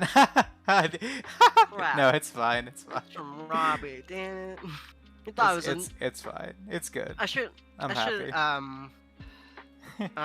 I know. Sorry, I have too much really do. protagonism. I mean, Robbie, I guess, Robbie, you are the most networked of all of the Saho members. Yeah, that's only because you were a VTuber before. Yeah, you were a VTuber before all this, and so Yeah. you're pretty well networked. Yeah. But I remember I was talking. I don't know when it was. I think it was like maybe a week or two ago. I was talking with one of my with someone who randomly found my stream. And I asked them exactly like, how did you find me? And I was like, oh, well, did you find me through Reddit, or did you find me through my Twitter? Did you find me like, where did you find me? And they said that they found me by looking up random games and just seeing who had the lowest follower count, or not follower, the lowest amount of viewers. And apparently, I was in that situation where they just thought, oh, hey, VTuber, playing Super Mario 64. Oh boy. Low viewer counts. Please. Might as well jump in. Low viewer skimmers, please check out the just chatting category. I know. It's it's interesting. I guess I've got to take Twitter more seriously to network out. Yeah. I wake up every morning. I say this every time. It probably got old a while ago. I've never described it more accurately than I wake up every day and forget that Twitter exists. It's a battlefield, but it's worth going through. All right. Thanks for the vote of confidence. Twitter sucks. It sucks so much. But also, it's the only way we can really get anything reliably other than just straight up streaming on Twitch. There's no better way to network than Twitter, I think. Yeah. All the other sites are probably less reliable. We've gone through this so many times in group meetings. It's terrible, Where it's but it's like- massive. Yeah. Yeah. We have to kind of use. I'm not saying that we necessarily have to use it as like disgusting annoyances that are created from Twitter, like Twitter mobs, but Mm-hmm. like just talk about things on Twitter. You don't have to necessarily. Oh, I don't necessarily have to mean you have to talk about things. Put yourself out there on Twitter. That's kind of what it is. You know, Fluffy Yeah. goes out and puts herself out quite a lot. I'll wake up every morning and put active effort into remembering that there is a Twitter. Mm-hmm.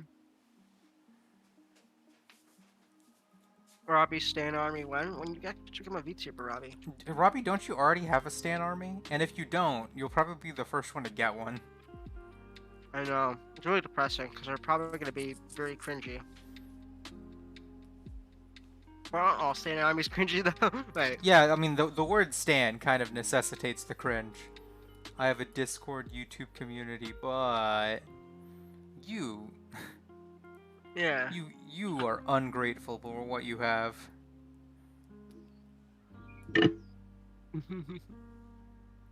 Yeah. I. Sorry, I'm just eating. I'm just that hungry at the point. Mm-hmm. Um. What was I saying? I think it goes into like that thing of like one of my I wouldn't say issues, but one of the worries when it comes to VTubing is just like how far can we go with parasocial relationships as leftists when we Oh yeah, before it essentially become becomes an where we issue where it's against our morals to continue. mm-hmm because like there's like kind of like thing about like how one of the downfalls of BreadTube was the parasocial relationship Yeah. and how it Don't and how let it's don't let don't ruined let them. yourself compromise your beliefs for the cult of personality. Yeah, it's that kind of thing that's essentially ruined a lot of leftist YouTubers, where they essentially have not destroyed, but like ruined a lot of their community because of their massive amounts of parasocial relationships, or like I would say the support of it.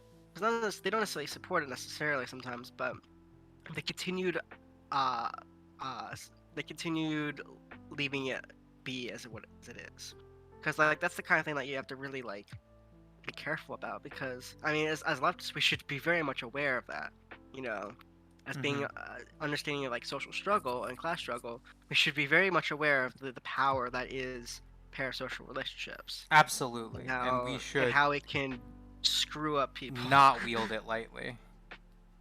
Yeah, like yeah, it's cool that people tip me money because they don't like my content, but they should not go to the extent that they should hurt themselves. Yeah, yeah. And they should not go out to the one. I guess you can also say is that one, they should not necessarily I don't want to be idolized. Mm-hmm. I Oh want my to be god, looked at a VTuber not wanting to be idolized? My god. incredible. I know. But like the idea is like I don't really want to be idolized. I just want to be seen as a regular person. That's Mm-hmm. kind of my goal as being a VTuber is be able to have a community that I could just chill with and relax with, have fun conversations with, be able to just chill with people, and Yeah. then view my viewers as people and not just viewers that are omnibus, and I can't see them. Obviously, I'm never going to be able to see them, but the idea of like not treating them as people is kind of an issue when it comes to a lot of either streamers or creators where they just kind of just look at their viewers as just entities, as numbers, and that's the Mm-hmm. kind of like that shitty kind of view of like how Yeah. people really get into Yeah. that parasocial relationship. They don't really realize what they're creating, because they've essentially let a disgusting relationship be created because they just saw their viewers as numbers. They just saw their viewers as nobodies, and now they have obsessions. They have Mm-hmm. dependencies on people that they shouldn't have. They should not live in that state of mind, and to effectively not necessarily encourage but let it happen is kind of like that the downfall of like streamers, and I guess you could say of in general streamers and content creators, but also for leftists for being aware of these issues.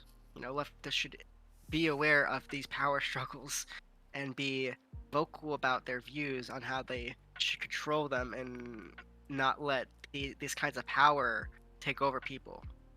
Yeah. Because it's No. it's something that it's just it's not really talked about that much, even leftist squares all that too often. I remember, I think it was one video by American Johnson Mm-hmm. where he was talking about parasocial relationships, and that's like one of the few instances where I can think of like a definitive video that just talks about that. I think there's probably other ones like Philosophy Tube and maybe even ContraPoints that have mentioned it maybe, Mm-hmm. but it mostly just goes into that like idea that like don't take advantage of your power. Don't take Yeah. advantage of the leverage that you have over your people. Use your power uh not in a way that can hurt people. Exactly. Don't Exactly. don't one thing you should definitely never do. Never create a Twitter mob. Oh Holy yeah. crap. The worst thing you could Oof. fucking do with your fan base. Holy Oof. crap. There's so many things that someone who's a content creator can do to abuse their power. And it's just not understood sometimes. Sometimes it just is left uncontrolled and it just evolves into some, amalgamation of just disgustness. And it's very prevalent within the VTuber community in a way. But typically it's written off as being more softer because some people just are I'm not saying necessarily just what do you call? I guess you could say desperate in a way. Mm-hmm. Maybe desperate.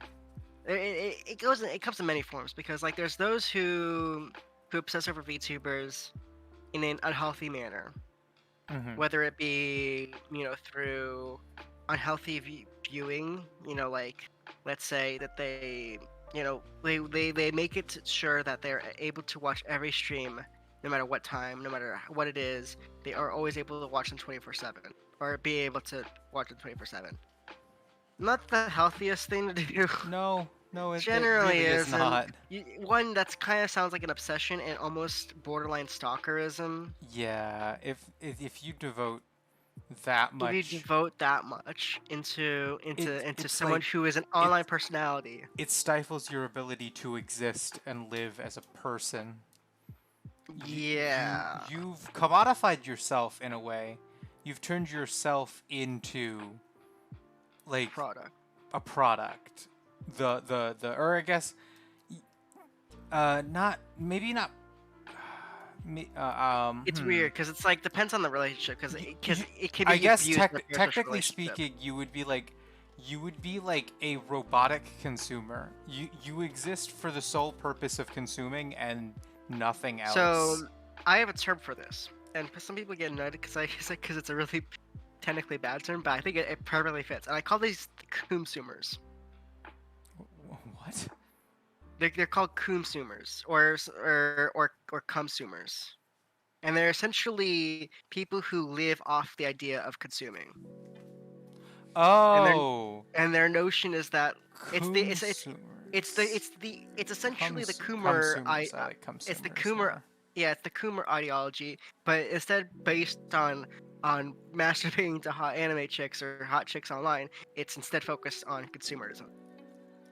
Yeah, it's about living your life for the sole purpose of consuming anime and VTuber content and neglecting literally everything else Yeah, to and the point of obsession.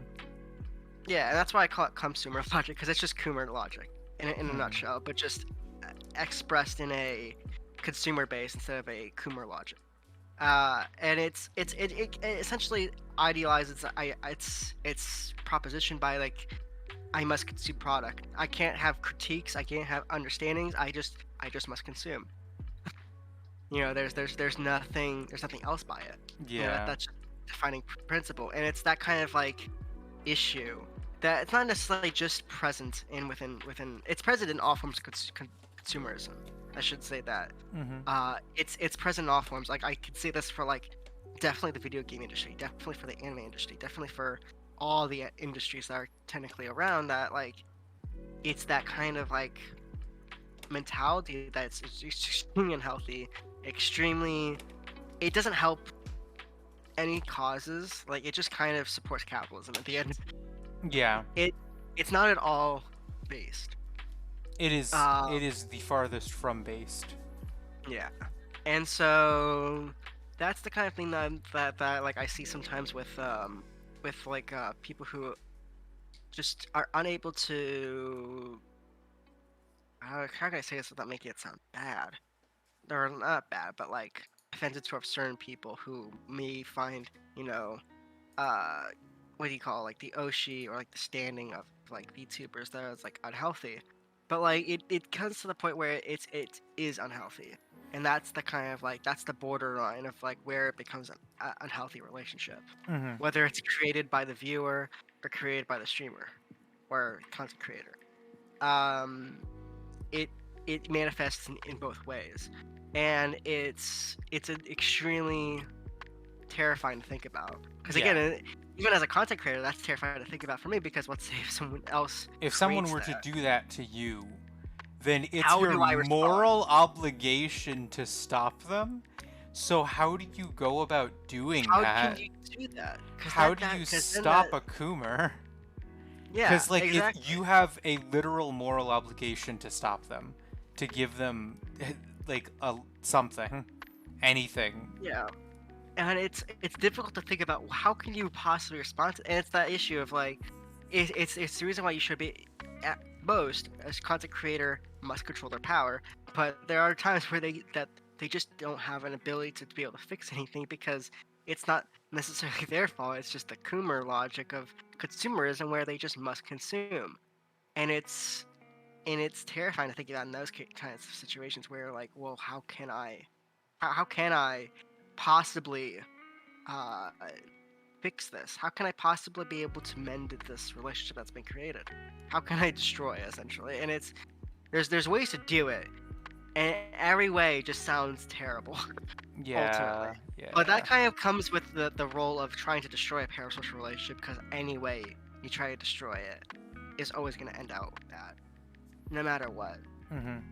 And that is also just like that disturbing kind of fact of like what parasocial relationships can do, Mm-hmm. and it's sad. It's really depressing, and it takes a toll on thinking of like, how far can you go? How far can you possibly go before you've outreached your stay? And the thing is that even if you do it, how can you know that you've gone too far? Because there's not really an indication before it's too late. You know, once you Yeah, start getting I get those what you're saying. who, become obsessed over you, who draw, that kind of attention towards you, that have created a parasocial relationship with you, how can you, how can you tell that's a thing until it becomes too late? Mm-hmm. And that's another issue that's really difficult to think about. Um, yeah. I guess you could say the best you could do as a content creator is just be one, aware of your power.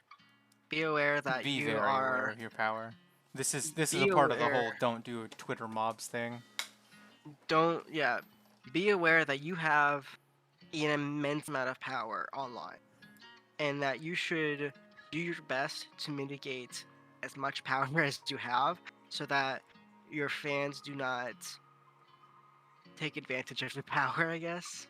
Yeah. Because I think it can go back both ways. I think a viewer can take advantage of a streamer's content creator's power, as well as the other way around. Mm-hmm. Because power is just that way. Um, it's just creating an unjust hierarchy in that sense, and there's just there's so much you can do too. Like for Mm-hmm. me, for me personally, I relatively try to talk with anyone who comes into my stream. I'm gonna be open with them. I'm not gonna try to close off certain things. Like, I'll try to openly talk about things. Obviously I can't necessarily talk about everything, but like I try to test the waters. I got one person that randomly came in one time, and I started talking about Cuba, and they were just like, oh, what's going on with Cuba? And I'm like, oh, well, yada yada yada yada yada, and they were like, oh well, I Yeah. guess that makes sense. And you know, you that might not necessarily mean that they understand what you're talking about, or they may not agree with you, but at least they had an understanding. And I didn't necessarily abuse any form of power to be like, hey, this is how it is, and if you like it, cool. If you don't, get the hell out. You know, Mm-hmm. if you know that's not how you. That's one, not how you win over people and to agree with you, and two, that's just kind of breeds an unhealthy mindset for viewers, because like that means that they must agree with you, therefore they must become um, hive mind of you, which Yeah. is that's a I should talk about the worst. One of the worst forms of parasocial relationships is the hive mind viewer base, where they Yeah. all Oh my god, because unconsciously when agree with someone you does because something of that. wrong, then their viewer base becomes a fucking monolith, and it's like they would never do anything wrong. Yeah, And and it's. Oh. it's which again I guess goes into the next point. One, be human with your viewers. You Be, are ultimately a human. be human. Just be You are human. ultimately a human. You are flawed. There's nothing that can make you perfect. There's nothing about you that's perfect. You are a flawed person. Therefore, you should not be idolized as a god. Mm-hmm. Make that clear to your viewers. Yeah. You know, don't let them see you in a way that's unjustified. That lets them view you in a way that makes them view you as a hierarchical authority of anything. You can be an educator in a sense, but that's not an unjust hierarchy usually. I mean, in the sense of power, in the sense that you can control your viewers to suit to say do things and to believe you know things that may not be true, and ultimately like you need to be you know real with yourself and real with your viewers. Like, hey, things happen. Hey, things just are things, and you should just be human with your viewers. Talk with. I'm starting to feel like I'm rambling on about certain things. Um, but yeah. Um, I don't know. We need to end on a happy note. I feel like we Uh. got really depressed. Okay. Well, we really need to end like right now. So I can tell Crap. you, one news story. We can't talk about it too much, but it will end it on a happy note. All right. Okay. That's my promise. Okay. Um, on the exact same day that Jeff Bezos went into space on his penis rocket, the FAA Nice. changed the definition of astronaut such that it would not reflect of Jeff Bezos. So, on the Nice. exact day that Jeff Bezos went into space, he also was legally classified not an astronaut. In what way did they change the definition? I don't know exactly what they changed it to, but on the exact same day Jeff Bezos went up into space on his dick rocket, the FAA changed the definition of astronaut so he wouldn't qualify. I mean, cool. I guess. I mean, it's Yeah. just another. I mean, I would assume that Jeff Bezos himself would still call himself an astronaut because that's just Oh, how but fucking rich people are. we all know that he's full of He's not an shit. astronaut. He's not an astronaut. He doesn't legally qualify anymore. All right. I feel I like will that. say though, What? what the fuck is illegally qualifying as an astronaut mean? Ask the FAA. Ask What the the hell fucking does that mean? ask the FAA. All How right. the hell does someone legally qualify as an astronaut? That- Jeez. That is that's all the time ass. that I have available to me. So Okay. goodbye to everyone, especially you, chaotic Lily. Thank you, Chaotic I'm Lily. You sorry are that great to have as a guest. Robbie, Or guest, as a you were the viewer. special guest, but you didn't actually talk that much. I apologize for that just I'm being so that way. sorry. I'm It's No, okay, sorry. it's Robbie. you're You always have want, your welcome. You're always you know, welcome here. you'll have your shining debut day, and you'll be able to talk as much as you want with Perea when I don't know when I'm too busy sometime. Mm-hmm. yeah. All right. Well, since you're always welcome here, Robbie, whenever you do want to speak, and it was nice chatting with you, Jesus. Thank you. I Of don't course. really have extra time for like sign offs or updates on what I'm gonna do in the future. So I kind of just have to sign off right now. The stream. Goodbye, everybody. Bye. Bye. Bye. Good night.